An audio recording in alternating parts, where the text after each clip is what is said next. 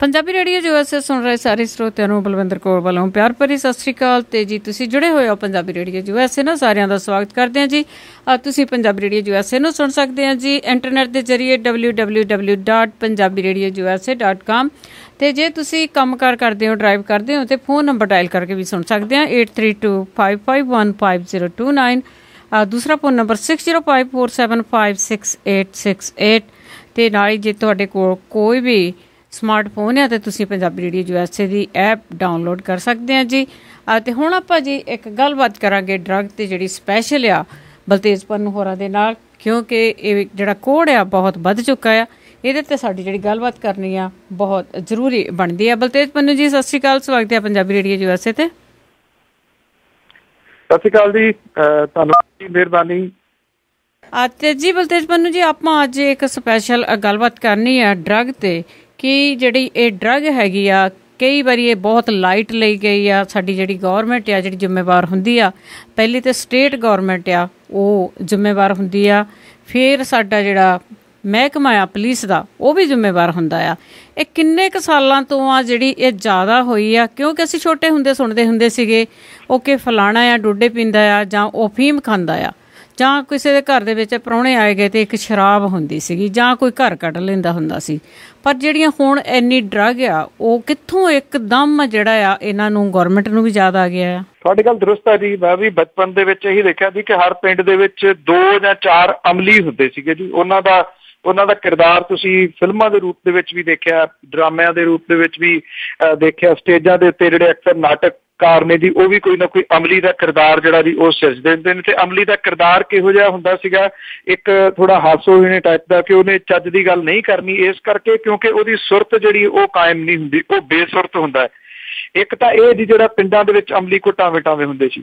ਦੂਜੀ ਗੱਲ, ਕਿਉਂਕਿ ਮੇਰੇ ਪਿੰਡ ਵਗੈਰਾ ਜਿਹੜੇ ਸਰਹੱਦੀ ਖੇਤਰ ਦੇ ਵਿੱਚ ਪੈਂਦੇ ਨੇ ਜੀ, ਉੱਥੋਂ ਜਿਹੜੀ ਸਮਗਲਰ ਦੀ ਉਹ ਜ਼ਰੂਰ ਛੋਟੇ ਹੁੰਦਿਆਂ ਤੋਂ ਸੁਣੀ ਹੈ ਕਿ ਚੰਦ ਸਮਗਲਰ ਜਿਹੜੇ ਕਿਹਾ ਜਾਂਦਾ ਸੀਗਾ ਕਿ ਜਿਹੜੀ ਅਫੀਮ ਹੈ ਉਹ ਆਉਂਦੀ ਹੈ ਜਿਹੜੀ ਸਰਹੱਦ ਪਾਰੋਂ, ਤੇ ਇੱਥੇ ਆ ਕੇ ਫਿਰ ਉਹਨੂੰ ਉਹਦੇ ਵਿੱਚ ਮਿਕਸ ਕਰਦੇ ਨੇ ਕਈ ਕੁਛ। ਇੱਕ ਤਾਂ ਉਹਦੀ ਕੁਆਂਟਿਟੀ ਜਿਹੜੀ ਹੈ ਜੀ ਉਹ ਵਧਾ ਲਈ ਜਾਂਦੀ ਹੈ, ਫਿਰ ਉਹ ਅੱਗੇ ਜਿਹੜੀ ਮਹਿੰਗੀ ਵਿਕਦੀ ਸੀਗੀ।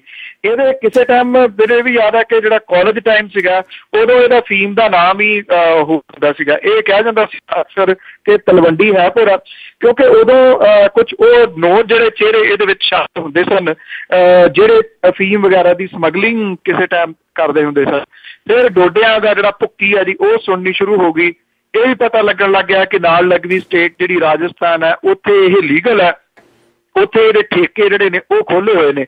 ਭੁੱਕੀ ਪੀਣ ਵਾਲੇ ਜਿਹੜੇ ਜੀ ਉਹ ਆ ਗਏ ਜੀ ਸਾਹਮਣੇ।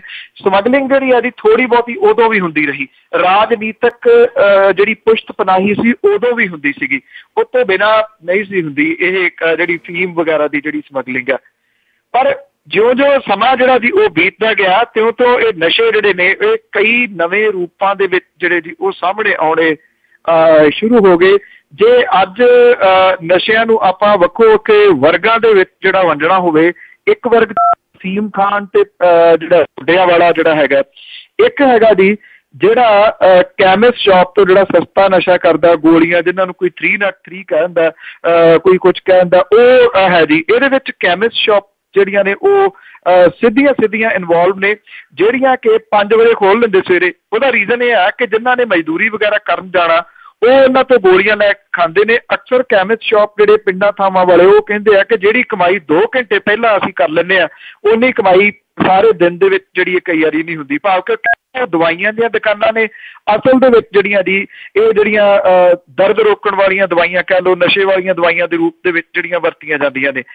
ਇਹਨਾਂ ਦੇ ਵਿੱਚ ਇੱਕ ਜਿਹੜਾ ਵਰਗ ਫਿਰ ਆ ਜਾਂਦਾ ਜੀ ਵਿਦਿਆਰਥੀ ਵਰਗ, ਜਿਹੜਾ ਕਿਸੇ ਟਾਈਮ ਫੈਂਸੀ ਜਾਂ ਜਿਹੜੀ ਗਲਾਈਕੋਡੀਨ ਹੁੰਦੀ ਸੀਗੀ ਖੰਘ ਦੀ ਦਵਾਈ ਉਹ ਵਰਤਦਾ ਸੀਗਾ, ਕਿਉਂਕਿ ਉਹਦੇ ਵਿੱਚ ਇੱਕ ਨਸ਼ਾ ਸੀਗਾ। ਉਹ ਹੌਲੀ ਹੌਲੀ ਉਹਨਾਂ ਦੇ ਉੱਤੇ ਪਾਬੰਦੀ ਜਿਹੜੀ ਉਹ ਲੱਗਣੀ ਸ਼ੁਰੂ ਹੋਈ। ਪਾਬੰਦੀ ਤੇ ਕਾਹਦੀ ਲੱਗੀ? ਮਹਿੰਗੀਆਂ ਹੋ ਗਈਆਂ, ਉਹ ਓਲੇ ਦੇ ਰੂਪ ਦੇ ਵਿੱਚ ਵਿਕਣੀਆਂ ਸ਼ੁਰੂ ਹੋ ਗਈਆਂ। ਉਹ ਜਿਹੜਾ ਵਰਗ ਸੀਗਾ ਜੀ ਉਹ ਹੁਣ ਇਸ ਲੈਵਲ ਤੱਕ ਆ ਗਿਆ ਕਿ ਪੈਂਚਰ ਲਾਉਣ ਵਾਲਾ ਸੋਲਿਊਸ਼ਨ ਜਾਂ ਫਿਰ ਜਿਹੜਾ ਵਾਈਟਨਰ ਆਪਾਂ ਜਿਹੜੀਆਂ ਗਲਤੀਆਂ ਜਿਹੜੀਆਂ ਨੇ ਜੀ ਉਹਨੂੰ ਸੁਧਾਰਨ ਲਈ ਭਾਵ ਕਿ ਸ਼ਾਹੀ ਮਿਟਾਉਣ ਲਈ ਵਰਤਦੇ ਆ ਉਹ ਹੋ ਗਿਆ। ਆਇਓਡੈਕਸ ਹੋ ਗਈ, ਇਹੋ ਜਿਹੀਆਂ ਜਿਹੜੀਆਂ ਚੀਜ਼ਾਂ ਦੇ ਉੱਤੇ ਵੀ ਉਤਰ ਆਇਆ ਨੀਵੇਂ ਪੱਧਰ ਦੀਆਂ।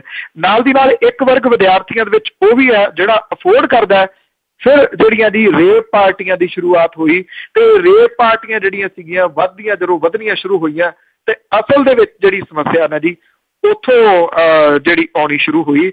ਇਹਨੂੰ ਵੀ ਅੱਗੋਂ ਜਿਹੜਾ ਜੀ ਦੋ ਭਾਗਾਂ ਦੇ ਵਿੱਚ ਮੈਂ ਜ਼ਰੂਰ ਵੰਡਦਾ, ਜਿੱਥੋਂ ਕਿਤੇ ਤੁਹਾਨੂੰ ਲੱਗੇ ਵਿੱਚੋਂ ਸਵਾਲ ਕਰਨ ਵਾਲਾ ਜੀ ਤੁਸੀਂ ਕਰ ਲੈਣਾ, ਜਿੰਨੀ ਮੇਰੀ ਇਨਫੋਰਮੇਸ਼ਨ ਹੈ ਮੈਂ ਤੁਹਾਨੂੰ ਦੇ ਜਾਊਂਗਾ। ਇੱਕ ਤਾਂ ਹੈਗਾ ਜੀ ਜਿਹੜੀ ਹੈਰੋਇਨ ਤੇ ਸਮੈਕ ਜਿਹੜੀ ਆ ਉਹ ਆਉਂਦੀ ਅਫਗਾਨਿਸਤਾਨ ਤੋਂ ਜੀ, ਕਿਉਂਕਿ ਅਫੀਮ ਉੱਥੇ ਬਣਦੀ ਆ, ਅਫੀਮ ਤੋਂ ਹੀ ਜਿਹੜੀ ਆ ਜੀ ਇਹ ਫਿਰ ਤਿਆਰ ਜਿਹੜੀ ਆ ਕੀਤੀ ਜਾਂਦੀ ਹੈ। ਜਦੋਂ ਇਹ ਸਮੈਕ ਜਿਹੜੀ ਆ ਜੀ ਆਉਣੀ ਸ਼ੁਰੂ ਹੋਈ ਹੈ, ਹੈਰੋਇਨ ਜਿਹੜੀ ਆ ਜੀ ਉਹ ਆਉਣੀ ਸ਼ੁਰੂ ਹੋਈ ਹੈ, ਬਹੁਤ ਮਹਿੰਗਾ ਇਹ ਨਸ਼ਾ ਹੈ। ਫਿਰ ਟਾਰਗੇਟ ਜਿਹੜੇ ਕੀਤੇ ਗਏ ਉਹ ਘਰ ਕੀਤੇ ਗਏ ਜਿਹੜੇ ਇਹਨੂੰ ਅਫੋਰਡ ਕਰਦੇ ਨੇ, ਕਿਉਂਕਿ ਬਹੁਤ ਮਹਿੰਗਾ ਨਸ਼ਾ ਜੀ। ਇਹ ਕਿਹਾ ਜਾਂਦਾ ਜੀ ਕਿ ਜਿਹੜਾ ਟਾਰਗੇਟ ਕੀਤਾ ਜਾਂਦਾ ਘਰਾਂ ਨੂੰ ਉਹ ਇਹ ਵੇਖ ਕੇ ਕੀਤਾ ਜਾਂਦਾ ਕਿ ਕਿਹੜਾ ਬੰਦਾ ਜਿਹੜਾ ਇੰਨੀ ਕੁ ਚੀਜ਼ ਜਿਹੜੀ ਆ ਅਫੋਰਡ ਕਰ ਲੈਂਦਾ ਉਹਨੂੰ ਲਾ ਲਿਆ ਜਾਂਦਾ ਉਸ ਪਾਸੇ ਵੱਲ। ਜਦੋਂ ਉਹਦੇ ਘਰੋਂ ਵੀ ਪੈਸੇ ਉਹਨੂੰ ਮਿਲਣੋਂ ਹਟ ਜਾਂਦੇ ਨੇ, ਮੁੱਕ ਜਾਂਦੇ ਨੇ, ਫਿਰ ਉਹਨੂੰ ਲਾਲਚ ਇਹ ਦਿੱਤਾ ਜਾਂਦਾ ਠੀਕ ਹੈ ਤੇਰੇ ਜੋਗੀ ਤੈਨੂੰ ਦਿਨੇ ਮਿਲ ਜਾਇਆ ਕਰੂਗੀ, ਅੱਗੋਂ ਤੂੰ ਆਹ ਜਿਹੜੀ ਆ ਜੀ ਵੇਚਣੀ ਹੈ। ਫਿਰ ਉਹ ਭਾਵ ਕੇ ਉਹਨੂੰ ਗ੍ਰਾਹਕ ਜਿਹੜਾ ਬਣਾ ਲਿਆ ਜਾਂਦਾ ਹੈ। ਇਹ ਟ੍ਰੈਫਿਕ ਇਹੋ ਜਿਹਾ ਵਨ ਵੇ ਟ੍ਰੈਫਿਕ ਹੈ ਜੀ ਜਿਹਦੇ ਵਿੱਚ ਵੜਿਆ ਜਾ ਸਕਦਾ, ਇਹਦੇ ਵਿੱਚੋਂ ਨਿਕਲਿਆ ਨਹੀਂ ਜਾ ਸਕਦਾ। ਅੱਛਾ, ਜਦੋਂ ਤੱਕ ਹੈਰੋਇਨ ਤੇ ਸਮੈਕ ਜਿਹੜੀ ਸੀ ਉਹ ਆਉਂਦੀ ਰਹੀ, ਸਥਿਤੀ ਖਰਾਬ ਤਾਂ ਹੋ ਗਈ ਜੀ ਬਹੁਤ ਬੁਰੇ ਤਰੀਕੇ ਦੇ ਨਾਲ, ਪਰ ਅਸਲ ਦੇ ਵਿੱਚ ਜਿਹੜਾ ਬੇੜਾ ਗਰਕ ਹੋਣਾ ਸ਼ੁਰੂ ਹੋਇਆ ਜੀ ਉਹ ਹੋਇਆ ਸਿੰਥੈਟਿਕ ਡਰੱਗ ਤੋਂ ਜੀ। ਇਹ ਤਕਰੀਬਨ ਜਿਹੜੀ ਬਹੁਤ ਜ਼ਿਆਦਾ ਵਧੀ ਜੀ ਉਹ ਪਿਛਲੇ 5 ਸਾਲਾਂ ਦੇ ਵਿੱਚ 5-7 ਸਾਲਾਂ ਦੇ ਵਿੱਚ ਤੁਸੀਂ ਕਹਿ ਲਓ ਇਹ ਵਧੀ, ਪਰ ਪਿਛਲੇ 4 ਕੁ ਸਾਲ ਤੋਂ 3 ਕੁ ਸਾਲ ਤੋਂ ਤਾਂ ਏਦਾਂ ਆਈ ਜੀ ਕਿ ਹਨੇਰੀ ਵਾਂਗੂ ਜਿਹੜੀ ਖਿਲਰ ਗਈ। ਇਹ ਸਸਤੇ ਤਰੀਕੇ ਦੇ ਨਾਲ ਦਵਾਈਆਂ ਦੇ ਮਿਸ਼ਰਣ ਤੋਂ ਜਿਹੜੀ ਆ ਜੀ ਉਹ ਤਿਆਰ ਕੀਤੀ ਜਾਂਦੀ ਹੈ। ਨਾ ਇਹ ਪਾਕਿਸਤਾਨ ਤੋਂ ਆਉਂਦੀ ਹੈ, ਨਾ ਇਹ ਅਫਗਾਨਿਸਤਾਨ ਤੋਂ ਆਉਂਦੀ ਹੈ, ਨਾ ਇਹਦੇ ਵਿੱਚ ਕੋਈ BSF ਦੀ ਕੁਤਾਹੀ ਹੈ। ਇਹ ਤਾਂ ਇੱਥੇ ਹੀ ਬਣਦੀ ਹੈ, ਪੰਜਾਬ ਦੇ ਨੇੜੇ ਤੇੜੇ ਸੂਬਿਆਂ ਦੇ ਵਿੱਚ ਬਣਦੀ ਹੈ। ਇਹ ਕਿਹਾ ਜਾਂਦਾ ਕਿ ਇਹਦੇ ਵਿੱਚ ਜਿਹੜੇ ਬਣਾਉਣ ਵਾਲੇ ਨੇ ਉਹਨਾਂ ਨੇ ਕੁਝ ਚਾਈਨਾ ਦੇ ਵਿੱਚ ਬੈਠੇ ਬੰਦਿਆਂ ਦੀ ਹੈਲਪ ਵੀ ਲਈ, ਉਹਨਾਂ ਨੇ ਨਾਈਜੀਰੀਅਨ ਜਿਹੜੇ ਨੇ ਉਹਨਾਂ ਦੀ ਵੀ ਕੁਝ ਹੈਲਪ ਲਈ, ਕੁਝ ਜਿਹੜੀਆਂ ਕੰਟਰੀਜ਼ ਜਿਨ੍ਹਾਂ ਦੇ ਜ਼ਿਆਦਾ ਜਿਹੜੇ ਬਲੈਕ ਲੋਕ ਰਹਿੰਦੇ ਨੇ ਜੀ ਉੱਥੋਂ ਜਾ ਕੇ ਵੀ ਕੁਝ ਲੋਕ ਜਿਹੜੇ ਸਿੱਖ ਕੇ ਆਏ ਤੇ ਫਿਰ ਜਿਹੜੇ ਬੰਦ ਪਏ ਪੰਜਾਬ ਦੇ ਸ਼ੈਲਰ ਨੇ ਉੱਥੇ ਮਿਕਸ ਕਰਕੇ ਇਹਨੂੰ ਬਣਾਉਣਾ ਸ਼ੁਰੂ ਕੀਤਾ। ਤੇ ਸਸਤੀ ਡਰੱਗ ਸੀਗੀ ਜੀ, ਇਸ ਕਰਕੇ ਇਹਦੀ ਵਿਦੇਸ਼ਾਂ ਵੱਲ ਨੂੰ ਵੀ ਤਸਕਰੀ ਜਿਹੜੀ ਫਿਰ ਹੋਣੀ ਸ਼ੁਰੂ ਹੋ ਗਈ। ਵਿਦੇਸ਼ਾਂ ਦੇ ਵਿੱਚ ਤਸਕਰੀ ਜਿਹੜੀ ਸੀ ਉਹ ਪਹਿਲਾਂ ਸ਼ੁਰੂ ਹੋਈ ਵੇਲਣਿਆਂ ਤੋਂ, ਵੇਲਣਾ ਕੱਟ ਕੇ ਉਹਦੇ ਵਿੱਚ ਜਿਹੜਾ ਜੀ ਸਮਾਨ ਭਰ ਕੇ ਹੈਰੋਇਨ ਸਮੈਕ ਜਿਹੜੀ ਸੀ ਉਹ ਭੇਜ ਦਿੱਤੀ ਜਾਂਦੀ। ਜਿਹੜੇ ਲੇਡੀਜ਼ ਸੈਂਡਲ ਨੇ ਉਹ ਅੱਡੀਆਂ ਦੇ ਵਿੱਚ ਭੇਜ ਦਿੱਤੀ ਜਾਂਦੀ, ਧਾਰਮਿਕ ਫੋਟੋਆਂ ਦੇ ਜਿਹੜੇ ਫਰੇਮ ਨੇ ਉਹਨਾਂ ਦੇ ਵਿੱਚ ਭੇਜ ਦਿੱਤੀ ਜਾਂਦੀ। ਕਰਦਿਆਂ ਕਰਾਉਂਦਿਆਂ ਇਹ ਇੰਨੀ ਜ਼ਿਆਦਾ ਜਿਹੜੀ ਜੀ ਵੱਧ ਗਈ ਕਿ ਜਿਹੜੀਆਂ ਸੀਗੀਆਂ ਉਹ ਕੈਨੇਡਾ ਅਮਰੀਕਾ ਦੇ ਨਾਲ ਜਿਹੜੀਆਂ ਸੀ ਉਹ ਵੱਡੇ ਪੱਧਰ ਦੇ ਉੱਤੇ ਜਾ ਜੁੜੀਆਂ। ਇਹ ਜਿੱਥੋਂ ਜ਼ਿਆਦਾ ਚਰਚਾ ਹੋਣਾ ਸ਼ੁਰੂ ਹੋਇਆ, ਕਿਸੇ ਨੇ ਫਤਿਹਗੜ੍ਹ ਸਾਹਿਬ ਦੀ ਪੁਲਿਸ ਨੂੰ ਦੱਸਿਆ ਕਿ ਇੱਕ ਬੰਦਾ ਜਿਹੜਾ ਬੜਾ ਨੂਨ ਹੈ ਉਹ ਇੱਕ ਵਰਤਦਾ ਤੇ ਉਹ ਜਿੱਥੇ ਆ ਕੇ ਵਰਤਦਾ ਉਹ ਜਗ੍ਹਾ ਜ਼ੀਰਕਪੁਰ ਹੈ। ਜ਼ੀਰਕਪੁਰ ਛਾਪਾ ਪਿਆ, ਉੱਥੋਂ ਅਨੂਪ ਸਿੰਘ ਕਾਹਲੋ ਜਿਹੜਾ ਸੀਗਾ ਉਹ ਫੜਿਆ ਗਿਆ, ਉਹ ਕੈਨੇਡੀਅਨ ਹੈ। ਅਨੂਪ ਸਿੰਘ ਕਾਹਲੋ ਦਾ ਤਕਰੀਬਨ ਟੱਬਰ ਜਿਹੜਾ ਨਾ ਜੀ ਸਾਰਾ ਇਸ ਕੰਮ 'ਚ ਹੀ ਲੱਗਿਆ ਹੈ, ਉਹਦਾ ਸਹੁਰਾ ਵੀ, ਉਹਦਾ ਸਾਲਾ ਵੀ, ਉਹਦਾ ਅੱਗੋਂ ਜਿਹੜਾ ਜਵਾਈ ਵੀ, ਇਹ ਜਿਹੜੇ ਫੜੇ ਵੀ ਗਏ ਨੇ ਇਹਨਾਂ ਦੇ ਵਿੱਚੋਂ। ਅਨੂਪ ਸਿੰਘ ਕਾਹਲੋ ਫੜਿਆ ਗਿਆ ਤੇ ਫਿਰ ਕੁਲਵੰਤ ਸਿੰਘ ਜਿਹੜਾ ਸੀਗਾ ਉਹਨੂੰ ਜਹਾਜ਼ ਦੀ ਫਲਾਈਟ ਦੇ ਵਿੱਚ ਬੈਠੇ ਨੂੰ ਪੁਲਿਸ ਜਿਹੜੀ ਸੀ ਉਹ ਫੜ ਕੇ ਲੈ ਆਈ। ਬਸ ਉਸ ਤੋਂ ਬਾਅਦ ਫੜੋ ਫੜਾਈ ਐਸੀ ਸ਼ੁਰੂ ਹੋਈ, ਭੋਲਾ ਕਾਬੂ ਆਇਆ, ਭੋਲੇ ਤੋਂ ਬਾਅਦ ਦੂਜਾ ਤੀਜਾ ਕਈ ਜਿਹੜੇ ਕਾਬੂ ਆ ਗਏ ਤੇ ਇਹ ਜਿਹੜਾ ਸੀਗਾ ਵੱਧਦਾ ਹਾਲਾਤ ਜਿਹੜੇ ਇੱਥੇ ਤੱਕ ਪਹੁੰਚੇ ਕਿ 52 ਬੰਦੇ ਨੇ ਇਸ ਵੇਲੇ ਜਿਹੜੇ ਕੈਨੇਡਾ ਅਮਰੀਕਾ ਦੇ ਵਿੱਚ ਨੇ, ਮੈਕਸੀਮਮ ਇਹਦੇ ਵਿੱਚੋਂ ਕੈਨੇਡਾ ਦੇ ਵਿੱਚ ਨੇ, ਜਿਹੜੇ ਇੱਥੋਂ ਦੀ ਪੁਲਿਸ ਨੂੰ ਤਫਤੀਸ਼ ਦੇ ਵਾਸਤੇ ਚਾਹੀਦੇ ਨੇ, ਭਾਵ ਕਿ ਉਹਨਾਂ ਦੇ ਨਾਮ ਇਹਦੇ ਵਿੱਚ ਆਏ ਨੇ। ਉਹ ਸਮਗਲਰ ਹੈ ਨੇ, ਸਮਗਲਰ ਨਹੀਂ ਨੇ, ਇਹ ਪੁਲਿਸ ਦੀ ਤਫਤੀਸ਼ ਜਿਹੜੀ ਆ ਜੀ ਉਹ ਦੱਸੂਗੀ, ਪਰ ਉਹ ਇੱਥੇ ਪੁਲਿਸ ਨੂੰ ਤਫਤੀਸ਼ ਦੇ ਵਿੱਚ ਚਾਹੀਦੇ ਨੇ। ਜਦੋਂ ਉਹ ਸ਼ਾਮਲ ਨਹੀਂ ਹੋਏ ਤੇ ਉਹਨਾਂ ਦੇ ਵਿੱਚੋਂ ਕਈ ਜਿਹੜੇ ਭਗੌੜੇ ਵੀ ਹੁਣ ਕਰਾਰ ਦੇ ਦਿੱਤੇ ਗਏ, PO ਵੀ ਜਿਹੜੇ ਨੇ ਉਹ ਕਰਾਰ ਦੇ ਦਿੱਤੇ ਗਏ। ਇਹ ਵਿਦੇਸ਼ਾਂ ਦੇ ਵਿੱਚ ਕਿਵੇਂ ਇੱਕਦਮ ਪਨਪੇ, ਕਿਵੇਂ ਇੱਕਦਮ ਵੱਡੇ ਹੋ ਗਏ, ਉਹ ਕਹਾਣੀ ਮੈਨੂੰ ਬਹੁਤੀ ਦੱਸਣ ਦੀ ਲੋੜ ਨਹੀਂ। ਸਭ ਨੂੰ ਪਤਾ ਹੈ ਮਿਹਨਤ ਕਸ਼ ਜਿਹੜਾ ਬੰਦਾ, ਮੈਕਸਿਮਮ ਸਾਡੇ ਲੋਕ ਮਿਹਨਤ ਕਸ਼ ਨੇ ਜੀ, ਘਰ ਦੀਆਂ ਕਿਸ਼ਤਾਂ ਮਸੀਂ ਤੁਰਦੀਆਂ ਨੇ, ਜਦੋਂ ਕਿ ਇਹ ਲੋਕ ਲਗਜ਼ਰੀ ਗੱਡੀਆਂ, ਲਗਜ਼ਰੀ ਘਰਾਂ ਦੇ ਵਿੱਚ ਜਿਹੜਾ ਰਹਿੰਦੇ ਨੇ, ਕੰਮਕਾਰ ਕੁਛ ਵੀ ਨਹੀਂ ਕਰਦੇ ਜੀ। ਇਹ ਕਹਾਣੀ ਹੁਣ ਜਾਂਦੀ ਜਾਂਦੀ ਇੱਥੋਂ ਤੱਕ ਆਈ।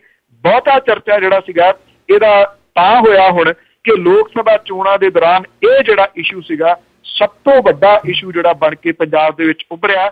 ਇਹਨੂੰ ਪੰਜਾਬ ਦੇ ਵਿੱਚ ਡਿਊਰਿੰਗ ਲੋਕ ਸਭਾ ਚੋਣਾਂ ਦੇ ਇਸ਼ੂ ਉਭਾਰਨ ਦਾ ਬਹੁਤਾ ਜਿਹੜਾ ਕ੍ਰੈਡਿਟ ਹੈ ਜੀ ਉਹ ਭਗਵੰਤ ਮਾਨ ਹੋਰਾਂ ਨੂੰ ਜਾਂਦਾ। ਉਹਨਾਂ ਦੀਆਂ ਜਿਹੜੀਆਂ ਛੋਟੀਆਂ ਛੋਟੀਆਂ ਵੀਡੀਓ ਕਲਿੱਪਸ ਹਨ ਜੀ, ਉਹਨੇ ਐਸੀ ਇਹ ਗੱਲ ਪੂਰੇ ਪੰਜਾਬ ਪੱਧਰ ਦੇ ਉੱਤੇ ਖਿਲਾਰੀ कि पंजाब के लोग अवेयर हो के इन्हां लोगों के खिलाफ जिहड़ा सी वो खड़े हो गए ते मूँह दी खानी पई जी बहुती खास तौर दे उत्ते अमृतसर दे विच अरुण जेतली होरां दी हार जिहड़ी है शायद वो पंजाब दे वास्ते लंबे टाइम दे वास्ते काम जिहड़ा वो करूगी। हुण सरकार नूं भी चेता आया कि इहदे वास्ते मुहिम चलाउणी पैणी है पर फड़े अजे नशेड़ी ही जा रहे ने। ਇਹ ਡਿਟੇਲ ਹੈ ਜੀ ਹੁਣ ਤੱਕ ਦੀ ਸਾਰੀ।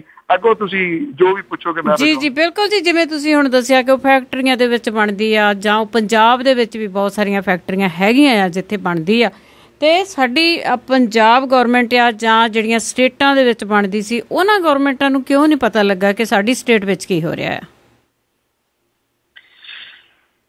ਤੁਸੀਂ ਇਹ ਕਹਿ ਲਓ ਕਿ ਇਹਦੇ ਵਾਸਤੇ ਅਵੇਅਰ ਹੀ ਨਹੀਂ ਸੀ ਕਿਉਂਕਿ ਜਿਹੜਾ ਹਿਮਾਚਲ ਪ੍ਰਦੇਸ਼ ਹੈ ਜੀ ਉਹ ਰਾਜ ਹੈ ਜਿੱਥੇ ਕਿ ਸੈਂਟਰ ਦੀ ਸਰਕਾਰ ਨੇ ਉਹਨੂੰ ਵਿਸ਼ੇਸ਼ ਛੋਟ ਦਿੱਤੀ ਹੋਈ ਹੈ ਇੰਡਸਟਰੀ ਦੇ ਵਾਸਤੇ।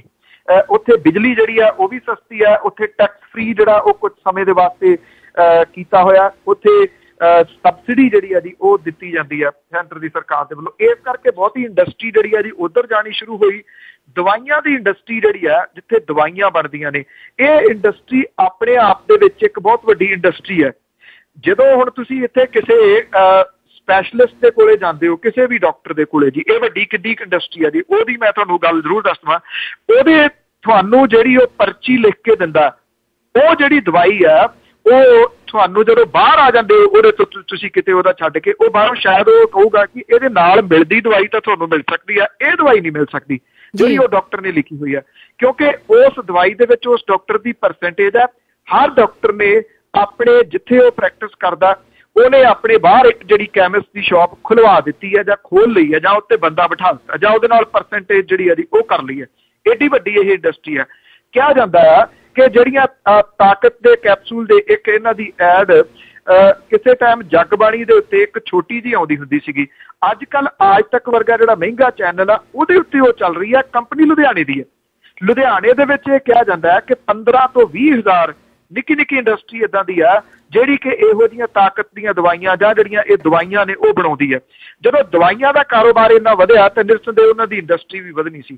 ਇੰਡਸਟਰੀ ਜਿਹੜੀ ਆ ਉਹ ਹਿਮਾਚਲ ਪ੍ਰਦੇਸ਼ ਦੇ ਵਿੱਚ ਜਾ ਕੇ ਲੱਗਣੀ ਸ਼ੁਰੂ ਹੋਈ ਕਿ ਜੀ ਉੱਥੇ ਤਾਂ ਜੀ ਛੋਟ ਮਿਲ ਰਹੀ ਹੈ। ਇੱਕ ਤਾਂ ਪੈਸੇ ਜਿਹੜੇ ਸੀ ਉਹ ਸਰਕਾਰ ਤੋਂ ਸਬਸਿਡੀ ਦੇ ਰੂਪ ਦੇ ਵਿੱਚ ਲੈ ਰਹੇ, ਖਰਚਾ ਘੱਟ, ਉੱਥੇ ਦਵਾਈਆਂ ਜਿਹੜੀਆਂ ਸੀ ਮੰਗਾਈਆਂ ਜਾ ਰਹੀਆਂ ਸੀ। ਉਹ ਜਦੋਂ ਮਿਸ਼ਰਣ ਹੋਣਾ ਸ਼ੁਰੂ ਹੋਇਆ ਤਾਂ ਪਤਾ ਇਹ ਲੱਗਾ, ਮੈਂ ਨਹੀਂ ਕਹਿੰਦਾ ਸਾਰੀ ਇੰਡਸਟਰੀ ਇਹ ਬਣਾ ਰਹੀ ਹੈ ਪਰ ਮੈਕਸੀਮਮ ਜਿਹੜੇ ਸੀ ਉਹ ਇਹੀ ਕੁਝ ਬਣਾਉਣ ਲੱਗ ਗਏ ਕਿ ਐਵੇਂ ਥੋੜ੍ਹਾ ਜਿਹਾ ਤਾਂ ਖਰਚਾ ਹੁੰਦਾ, ਪੈਸੇ ਜਿਹੜੇ ਅੰਨੇ ਆਉਂਦੇ ਨੇ ਐਵੇਂ ਕਿਉਂ ਦਵਾਈਆਂ ਜਿਹੜੀਆਂ ਜੀ ਉਹ ਬਣਾਈ ਜਾਣੀਆਂ। ਉਹ ਇਸ ਪਾਸੇ ਵੱਲ ਨੂੰ ਤੁਰ ਪਏ। ਹਿਮਾਚਲ ਪ੍ਰਦੇਸ਼ ਦੀ ਸਰਕਾਰ ਦਾ ਧਿਆਨ ਅਜੇ ਵੀ ਨਹੀਂ ਗਿਆ ਇਸ ਪਾਸੇ। ਜਿਹੜੇ ਛਾਪੇ ਮਾਰੇ ਗਏ ਨੇ ਬੱਦੀ ਦੇ ਵਿੱਚ ਜਾਂ ਬੜੋਗ ਦੇ ਵਿੱਚ ਜਿਹੜੀਆਂ ਫੜੀਆਂ ਗਈਆਂ ਨੇ ਉਹ ਪੰਜਾਬ ਪੁਲਿਸ ਦੇ ਛਾਪੇ ਹੀ ਨੇ, ਪਟਿਆਲੇ ਦੀ ਪੁਲਿਸ ਦੇ ਖਾਸ ਤੌਰ ਦੇ ਉੱਤੇ। ਹਰਦਿਆਲ ਸਿੰਘ ਮਾਨ ਹੋਰਾਂ ਨੂੰ ਇਹਦਾ ਬਹੁਤ ਵੱਡਾ ਕ੍ਰੈਡਿਟ ਜਾਂਦਾ ਜਿਹੜੇ ਐਸਐਸਪੀ ਪਟਿਆਲਾ ਨੇ ਜਿਨ੍ਹਾਂ ਨੇ ਅਸਲ ਦੇ ਵਿੱਚ ਇਸ ਮੁਹਿੰਮ ਦੀ ਸ਼ੁਰੂਆਤ ਕੀਤੀ ਸੀ ਔਰ ਵੱਡੇ ਮਗਰਮੱਛ ਜਿਹੜੇ ਸੀ ਉਹਨਾਂ ਨੂੰ ਨੱਥ ਪਾਈ ਉਹਨਾਂ ਨੇ ਜਾ ਕੇ। ਉਹਨਾਂ ਦੇ ਛਾਪੇ ਜ਼ਰੂਰ ਉੱਥੇ ਵੱਜੇ ਨੇ। ਅਜੇ ਵੀ ਕਿਸੇ ਹਿਮਾਚਲ ਦੀ ਪੁਲਿਸ ਨੇ ਇਹਨਾਂ ਇੰਡਸਟਰੀ ਦੀ ਛਾਣਬੀਨ ਜਿਹੜੀ ਆ ਉਹ ਕਰਨੀ ਸ਼ੁਰੂ ਨਹੀਂ ਕੀਤੀ। ਗੱਲ ਸਿਰਫ ਹਿਮਾਚਲ ਦੀ ਨਹੀਂ ਹੈ, ਹਰਿਆਣੇ ਦੇ ਵਿੱਚੋਂ ਵੀ ਇੱਕ ਫੈਕਟਰੀ ਜਿਹੜੀ ਸੀ ਉਹ ਫੜੀ ਗਈ ਸੀ। ਹਰਿਆਣੇ ਦੇ ਵਿੱਚ ਵੀ ਉੱਥੋਂ ਦੀ ਪੁਲਿਸ ਨੇ ਅਜੇ ਇਸ ਤਰ੍ਹਾਂ ਦੀ ਕੋਈ ਹੋਰ ਇੰਡਸਟਰੀ ਨਹੀਂ ਲੱਭੀ ਜੀ। ਬਿਲਕੁਲ। ਤੇ ਜਿਵੇਂ ਤੁਸੀਂ ਦੱਸਿਆ ਕਿ ਡਾਕਟਰ ਵੀ ਇਹਦੇ ਵਿੱਚ ਇਨਵੋਲਵ ਆ ਜਿਹਨਾਂ ਨੂੰ ਜਿਹੜਾ ਆ ਦੂਜਾ ਰੱਬ ਸਮਝਿਆ ਜਾਂਦਾ ਕਿ ਉਹ ਲੋਕਾਂ ਦੀ ਜਾਨ ਬਚਾਉਂਦੇ ਸੀ। ਕੀ ਲੋਕ ਇੱਥੇ ਤੱਕ ਵੀ ਗਿਰ ਗਏ ਨੇ ਜੀ ਜਿਹੜੇ ਡਾਕਟਰ ਦੇ ਕਿੱਤੇ ਦੇ ਵਿੱਚ ਆ ਕਿ ਉਹ ਲੋਕਾਂ ਨੂੰ ਮੌਤ ਵੱਲ ਧੱਕ ਰਹੇ ਆ? ਬਿਲਕੁਲ ਜੀ। ਐਕਚੁਅਲੀ ਦੇਖੋ ਡਾਕਟਰ ਜਿਹੜਾ ਕਿਸੇ ਟਾਈਮ ਬਿਲਕੁਲ ਤੁਸੀਂ ਕਹਿੰਦੇ ਕਿ ਉਹਨੂੰ ਧਰਤੀ ਦਾ ਰੱਬ ਜਿਹੜਾ ਕਿਹਾ ਜਾਂਦਾ ਸੀਗਾ ਜੀ। ਅੱਜ ਡਾਕਟਰ ਧਰਮਵੀਰ ਗਾਂਧੀ ਵਰਗੇ ਕਿੰਨੇ ਕੁ ਡਾਕਟਰ ਨੇ ਜੀ ਜਿਹੜੇ ਮਰੀਜ਼ ਦੇ ਵਾਸਤੇ ਉਹ ਇਸ ਕਰਕੇ ਸੈਕਟਰੀ ਨਹੀਂ ਰੱਖਦੇ ਕਿ ਜੇ ਮੈਂ ਸੈਕਟਰੀ ਕੋਈ ਰੱਖੀ ਉੱਥੇ ਤੇ ਮੈਨੂੰ ਇੱਕ ਫੀਸ ਤੈਅ ਕਰਨੀ ਪੈਣੀ ਆ। ਮੰਨ ਲਓ ਕਹਿੰਦੇ ਮੈਂ 200 ਰੁਪਈਆ ਫੀਸ ਤੈਅ ਕਰ ਦਵਾਂ ਕਿ 200 ਰੁਪਈਆ ਮੇਰੀ ਫੀਸ ਹੈ। ਜਿਹਦੇ ਕੋਲੇ 200 ਰੁਪਈਆ ਨਹੀਂ ਹੈ ਇਹਦਾ ਮਤਲਬ ਉਹ ਕਹਿੰਦੇ ਕਿ ਮੇਰੀ ਜਿਹੜੀ ਸੈਕਟਰੀ ਹੋਊਗੀ ਉਹ ਮੇਰੇ ਤੱਕ ਉਹਨੂੰ ਆਉਣ ਨਹੀਂ ਦਊਗੀ ਉਸ ਮਰੀਜ਼ ਨੂੰ। ਉਹ ਡਾਇਰੈਕਟ ਉਹਦੇ ਨਾਲ ਲਿੰਕ ਰੱਖਦੇ ਨੇ, ਕਿੱਥੋਂ ਆਇਆ, ਕਿੰਨਾ ਤੇਰਾ ਖਰਚਾ, ਕਿੰਨੀ ਤੇਰੀ ਕਮਾਈ ਆ। ਕਈ ਵਾਰੀ ਉਹ 50 ਰੁਪਈਏ ਵੀ ਲੈ ਲੈਂਦੇ ਨੇ, 20 ਵੀ ਲੈ ਲੈਂਦੇ ਨੇ, ਕਈ ਵਾਰੀ ਦਵਾਈਆਂ ਵੀ ਪੱਲਿਓਂ ਦੇ ਦਿੰਦੇ ਨੇ ਤੇ ਬੱਸ ਦਾ ਕਿਰਾਇਆ ਵੀ ਦੇ ਦਿੰਦੇ ਨੇ। ਪਰ ਜਿਹੜੇ ਮੈਕਸੀਮਮ ਡਾਕਟਰ ਨੇ ਉਹ ਆਮ ਬੰਦੇ ਦੀ ਅਪਰੋਚ ਤੋਂ ਬਾਹਰ ਨੇ। ਡਾਕਟਰ ਦਾ ਕਿੱਤਾ ਇਹੋ ਜਿਹਾ ਤੁਸੀਂ ਉਹਦੇ ਨਾਲ ਇੱਥੇ ਬਾਕੀ ਤਾਂ ਕਰ ਸਕਦੇ ਹੋ, ਘੱਟ ਵੱਧ ਕਰ ਲਓ। ਡਾਕਟਰ ਨੂੰ ਤੁਸੀਂ ਇਹ ਨਹੀਂ ਕਹਿ ਸਕਦੇ ਘੱਟ ਵੱਧ ਕਰ ਲਓ, ਨਾ ਤੁਸੀਂ ਦਵਾਈਆਂ ਵਾਲੇ ਨੂੰ ਕਹਿ ਸਕਦੇ ਹੋ ਘੱਟ ਵੱਧ ਜਿਹੜਾ ਦੀ ਕਰ ਲਓ। ਇਹ ਕਿੱਤਾ ਬਣ ਗਿਆ ਇੱਕ। ਇਸੇ ਕਰਕੇ ਕਰੋੜਾਂ ਰੁਪਈਏ ਦੀਆਂ ਜਿਹੜੀਆਂ ਉਹਨਾਂ ਦੀਆਂ ਕੋਠੀਆਂ ਕਰੋੜਾਂ ਰੁਪਈਏ ਦੇ ਹਸਪੀਟਲ ਜਿਹੜੇ ਜੀ ਉਹਦੇ ਵਿੱਚੋਂ ਨਿਕਲੇ। ਇੱਕ ਬਹੁਤ ਵੱਡਾ ਧੰਦਾ ਇਹ ਜਿਹੜਾ ਜੀ ਧੰਦੇ ਦੇ ਰੂਪ ਦੇ ਵਿੱਚ ਆਇਆ। ਜੇ ਡਾਕਟਰ ਆਪਣੇ ਬੱਚਿਆਂ ਨੂੰ ਅੱਗੇ ਡਾਕਟਰ ਬਣਾਉਣਾ ਚਾਹੁੰਦੇ ਨੇ ਤਾਂ ਇਸ ਕਰਕੇ ਬਣਾਉਣਾ ਚਾਹੁੰਦੇ ਨੇ, ਇਹਦੇ 'ਚ ਪੈਸਾ ਅੰਨਾ ਆ ਗਿਆ। ਕਿਸੇ ਟਾਈਮ ਇਹਦੇ ਵਿੱਚ ਉਹ ਲੋਕ ਆਉਂਦੇ ਹੁੰਦੇ ਸਨ ਜਿਹੜੇ ਆਮ ਲੋਕਾਂ ਦੀ ਸੇਵਾ ਜਿਹੜੀ ਉਹ ਕਰਦੇ ਹੁੰਦੇ ਸਨ। ਉਹ ਪੁਰਾਣੇ ਹਿੰਦੀ ਫਿਲਮਾਂ 'ਚ ਹੁਣ ਦੀਦੇ ਨੇ, ਰਿਐਲਿਟੀ ਦੇ ਵਿੱਚ ਕਿਤੇ ਕੋਈ ਟਾਵਾਂ ਜਿਹੜਾ ਡਾਕਟਰ ਧਰਮਵੀਰ ਗਾਂਧੀ ਵਰਗਾ ਜਿਹੜਾ ਜੀ ਉਹ ਦਿਸ ਪੈਂਦਾ। ਅਤੇ ਬਿਲਕੁਲ ਜੀ, ਜਿਹੜਾ ਪੰਜਾਬ ਆ ਉਹ ਪੂਰੇ ਭਾਰਤ ਦੇ ਵਿੱਚ ਤਾਂ ਹੋ ਸਕਦਾ ਹੈ ਕਿ ਦੁਨੀਆ ਦੇ ਕਿਸੇ ਹੋਰ ਸਰਵੇ ਦੇ ਵਿੱਚ ਵੀ ਨੰਬਰ 1 ਆ ਜਾਏ ਡਰੱਗ ਲਈ, ਪਰ ਜਦੋਂ ਇੰਨੀ ਡਰੱਗ ਪੰਜਾਬ ਦੇ ਵਿੱਚ ਗਈ ਆ ਤੇ ਤੁਸੀਂ ਕੀ ਸਮਝਦੇ ਆ ਕਿ ਜਿਹੜੀ ਪੰਜਾਬ ਦੀ ਗੌਰਮੈਂਟ ਆ, ਜਿਨ੍ਹਾਂ ਨੇ ਕਿੱਥੇ ਤੱਕ ਗਲੀਆਂ ਤੱਕ, ਪਿੰਡਾਂ ਦੀਆਂ ਗਲੀਆਂ ਤੱਕ ਪੈਰ ਪਸਾਰੇ ਹੋਏ ਆ ਕਿ ਸਾਡਾ ਸਰਪੰਚ ਆ ਜ਼ਿਲ੍ਹਾ ਜਥੇਦਾਰ ਆ, ਤੇ ਕੀ ਉਹਨਾਂ ਨੂੰ ਨਹੀਂ ਇਸ ਗੱਲ ਦੀ ਸਮਝ ਲੱਗੀ ਕਿ ਇੱਥੇ ਇੰਨੀ ਡਰੱਗ ਆ ਗਈ ਹੈ, ਇਹਦੇ ਤੇ ਕੰਟਰੋਲ ਕਰੀਏ? ਸਮਝ ਲੱਗੀ। ਸਮਝ ਦੇਖੋ, ਹੁਣ ਜੇ ਨਸ਼ਾ ਛਡਾਊ ਬੋਰਡ ਜਿਹੜਾ ਉਹ ਸਥਾਪਿਤ ਕੀਤਾ ਜਾ ਰਿਹਾ, ਨਾਰਕੋਟਿਕ ਸੈੱਲ ਜਿਹੜਾ ਜੀ ਉਹ ਵੱਖਰੇ ਤੌਰ ਦੇ ਉੱਤੇ ਬਣਾ ਦਿੱਤਾ ਗਿਆ। ਉਹਨੂੰ ਇੰਚਾਰਜ ਜਿਹੜਾ ਜੀ ਉਹਦੇ IG ਜਿਹੜੇ ਨੇ ਉਹ ਲਾਏ ਗਏ ਨੇ। ਹੁਣ ਥਾਂ ਦੇ ਉੱਤੇ ਛਾਪੇਮਾਰੀ ਕਿਉਂ ਹੋ ਰਹੀ ਹੈ? SSPs ਜਿਹੜੇ ਨੇ ਉਹਨਾਂ ਨੂੰ ਕਿਹਾ ਜਾ ਰਿਹਾ ਕਿ ਦੱਸੋ ਕਿੰਨੀਆਂ FIR ਤੁਹਾਡੇ ਦਰਜ ਹੋਈਆਂ ਨੇ। ਤੁਹਾਨੂੰ ਯਾਦ ਹੋਣਾ ਕਿ ਜਦੋਂ ਰਾਹੁਲ ਗਾਂਧੀ ਹੋਰੀ ਵਿਧਾਨ ਸਭਾ ਚੋਣਾਂ ਤੋਂ ਪਹਿਲਾਂ ਇੱਥੇ ਪੰਜਾਬ ਦਾ ਗੇੜਾ ਮਾਰਨ ਆਏ ਤੇ ਉਹਨਾਂ ਨੇ ਇਹ ਗੱਲ ਇੱਥੇ ਇੱਕ ਚੋਣ ਸੰਮੇਲਨ ਦੇ ਦੌਰਾਨ, ਚੋਣ ਰੈਲੀ ਦੇ ਵਿੱਚ ਇਹ ਕਹਿਤੀ ਕਿ ਪੰਜਾਬ ਤਾਂ ਡਰੱਗੀ ਹੋ ਗਿਆ, 70% ਇੱਥੇ ਨੌਜਵਾਨ ਜਿਹੜੇ ਡਰੱਗ ਲੈਣ ਲੱਗੇ। ਤੁਹਾਨੂੰ ਯਾਦ ਹੋਣਾ ਕਿੰਨਾ ਰੌਲਾ ਉਦੋਂ ਪੈ ਗਿਆ ਸੀਗਾ ਕਿ ਰਾਹੁਲ ਗਾਂਧੀ ਆ ਕੇ ਸਾਨੂੰ ਡਰੱਗੀ ਕਹਿ ਗਿਆ ਜੀ, ਇਹ ਨਸ਼ੇੜੀ ਨੇ, ਉਹ ਨੇ, ਆਹ ਨੇ, ਇੰਨਾ ਕੁਝ। ਜਦੋਂ ਕਿ ਇਹਦੇ ਬਾਰੇ ਬਕਾਇਦਾ ਤੌਰ ਦੇ ਉੱਤੇ 1 ਨਹੀਂ 2 ਨਹੀਂ ਦਰਜਨਾਂ ਸਰਵੇ ਪਏ ਨੇ ਜਿਹੜੇ ਦੱਸਦੇ ਨੇ ਕਿੰਨੇ % ਕਿਹੜੀ ਉਮਰ ਦੇ ਲੋਕ ਜਿਹੜੇ ਉਹ ਕਿਹੋ ਜਿਹਾ ਨਸ਼ਾ ਜਿਹੜਾ ਲੈਂਦੇ ਨੇ। ਇਹਦੇ 'ਚ ਲੜਕੀਆਂ ਕਿੰਨੀਆਂ ਸ਼ਾਮਲ ਨੇ, ਇਹਦੇ 'ਚ ਲੜਕੇ ਕਿੰਨੇ ਸ਼ਾਮਲ ਨੇ, ਅੱਧ ਘੱਟ ਉਮਰ ਦੇ ਲੋਕ ਕਿੰਨੇ ਸ਼ਾਮਲ ਨੇ। ਸਰਕਾਰ ਨੇ ਉਹਨਾਂ ਸਰਵੇਆਂ ਵੱਲ ਕਦੀ ਧਿਆਨ ਹੀ ਨਾ ਦਿੱਤਾ। ਤੇ ਜਦੋਂ ਹੁਣ ਲੋਕਾਂ ਨੇ ਸਰਵੇ ਜਿਹੜਾ ਸੀਗਾ ਨਾ ਉਹ ਵੋਟ ਦੇ ਰੂਪ ਦੇ ਵਿੱਚ ਕਰਕੇ ਦਿੱਤਾ, ਫਿਰ ਸਰਕਾਰ ਨੂੰ ਜਿਹੜੀ ਜਾਗ ਆਈ। ਪਤਾ ਸਭ ਕੁਝ ਆ ਜੀ, ਸਰਕਾਰ ਚਲਾਉਣ ਵਾਲਿਆਂ ਨੂੰ ਹੋ ਸਕਦਾ ਕਿ ਇਸ ਗੱਲ ਦਾ ਪਤਾ ਨਾ ਹੋਵੇ ਕਿ ਇੰਨਾ ਕੁਝ ਜਿਹੜਾ ਜੀ ਉਹ ਕੌਣ ਕਰਾ ਰਿਹਾ। ਜਿਹੜੇ ਲੋਕ ਫੜੇ ਜਾਂਦੇ ਨੇ ਉਹਨਾਂ ਦੀ ਪਿੱਛੋਂ ਕਿੱਥੋਂ ਜਾ ਕੇ ਤਾਰਾਂ ਨਿਕਲਦੀਆਂ ਨੇ। ਤੁਸੀਂ ਆਹ ਹੁਣ ਨਵੀਂ ਲੇਟਲੀ ਗੱਲ ਜਿਹੜੀ ਆ ਜੀ, ਬਹੁਤੀ ਦੂਰ ਨਾ ਜਾਓ, ਮੋਨੂ ਗਾਬਾ ਵਾਲੀ ਫੜ ਲਓ। ਮੋਨੂ ਗਾਬਾ ਦਾ ਸੰਬੰਧ ਦਮਨਵੀਰ ਦੇ ਨਾਲ ਜੁੜਦਾ। ਦਮਨਵੀਰ ਜਿਹੜਾ ਜੀ ਉਹ ਸਰਵਣ ਸਿੰਘ ਫਲੋਰ ਹੋਰਾਂ ਦਾ ਮੁੰਡਾ। ਮੋਨੂ ਗਾਬੇ ਦਾ ਜਿਹੜਾ ਸਿੱਧਾ ਅਵਿਨਾਸ਼ ਚੰਦਰ ਦੇ ਨਾਲ ਜੁੜਦਾ। ਅਵਿਨਾਸ਼ ਚੰਦਰ ਅਕਾਲੀ ਦਲ ਦਾ MLA ਆ ਤੇ ਉਹ ਚੀਫ ਪਾਰਲੀਮਾਨੀ ਸੈਕਟਰੀ ਵੀ ਹੈ। ਕਹਾਣੀ ਜਿਹੜੀ ਆ ਜੀ ਜੁੜ ਤਾਂ ਉੱਥੇ ਹੀ ਰਹੀ ਆ।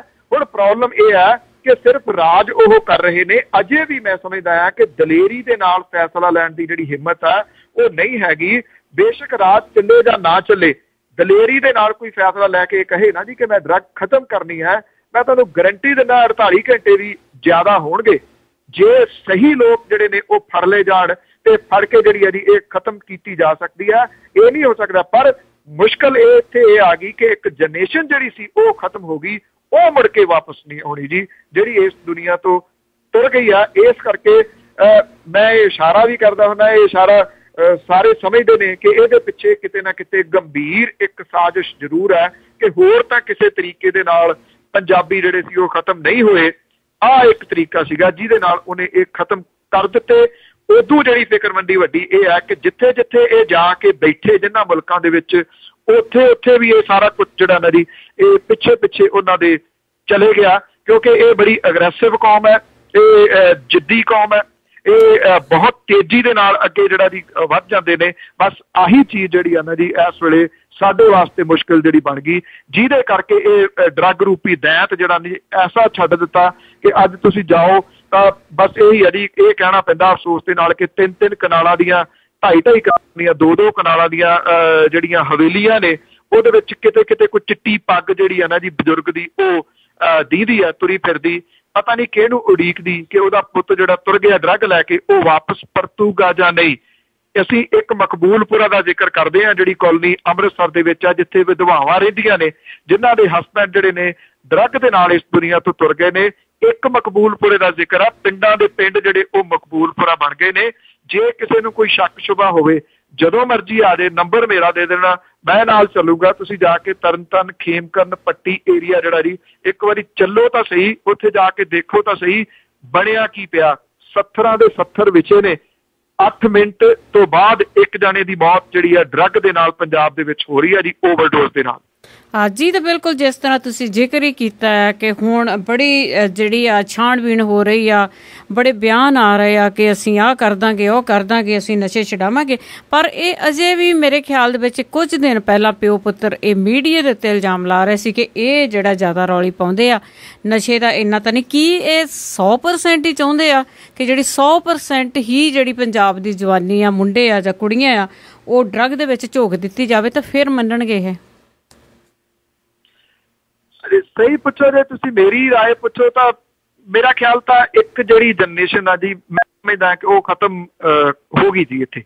ਜਿਹੜੀ ਜਨਰੇਸ਼ਨ ਚੱਲ ਰਹੀ ਹੈ, ਕਿਉਂਕਿ ਜਿਹੜਾ ਇਹਦਾ ਪ੍ਰਭਾਵ ਜਿਵੇਂ ਮੈਂ ਸਟਾਰਟਿੰਗ ਤੋਂ ਜਿਹੜਾ ਲਿਆਂਦਾ ਜੀ, ਉਹ ਜੇ 8 ਮਿੰਟ ਬਾਅਦ ਮੌਤ ਹੋ ਰਹੀ ਹੈ, ਅੱਜ ਕਿੰਨੀਆਂ ਡੈਥ ਜਿਹੜੀਆਂ ਜੀ ਹੋ ਚੁੱਕੀਆਂ, ਇਹਦੇ ਉੱਤੇ ਡਾਟਾ ਹੋਣਾ ਚਾਹੀਦਾ ਜੀ ਕਿ ਕਿਹੜੇ ਪਿੰਡ ਦੇ ਵਿੱਚ ਕਿੰਨੀਆਂ ਜਿਹੜੀਆਂ ਮੌਤਾਂ ਹੋਈਆਂ ਨੇ। ਦਿਲ ਕੰਬਾਊ ਡਾਟਾ ਹੋਊਗਾ ਜੀ ਜਿਸ ਦਿਨ ਇਹ ਸਾਹਮਣੇ ਆ ਗਿਆ। ਮੈਂ ਉਹਦੇ ਬਿਹਾਫ ਦੇ ਉੱਤੇ ਕਹਿ ਰਿਹਾ, ਇੱਕ ਪਿੰਡ ਦੇ ਵਿੱਚ 24 25 ਡੈਥ ਪਿਛਲੇ 2 3 ਸਾਲ ਦੇ ਦੌਰਾਨ ਹੋ ਚੁੱਕੀਆਂ ਨੇ ਜੀ। ਜੇ ਡਾਟਾ ਤੁਸੀਂ ਪਿਛਲੇ 10 ਸਾਲ ਦਾ ਕਲੈਕਟ ਕਰਨ ਲੱਗ ਗਏ ਤਾਂ ਤੁਸੀਂ ਅੰਦਾਜ਼ਾ ਲਾ ਲਓ ਕਿ ਕਿੰਨੀਆਂ ਡੈਥ ਹੋ ਗਈਆਂ। ਉੱਥੋਂ ਮੈਂ ਉਹਦੇ ਬਿਹਾਫ ਦੇ ਉੱਤੇ ਮੈਂ ਇਹ ਕਹਿ ਰਿਹਾ ਕਿ ਇੱਕ ਜਨਰੇਸ਼ਨ ਜਿਹੜੀ ਆ ਨਾ ਜੀ, ਉਹ ਮੁਕਾ ਦਿੱਤੀ ਗਈ ਆ।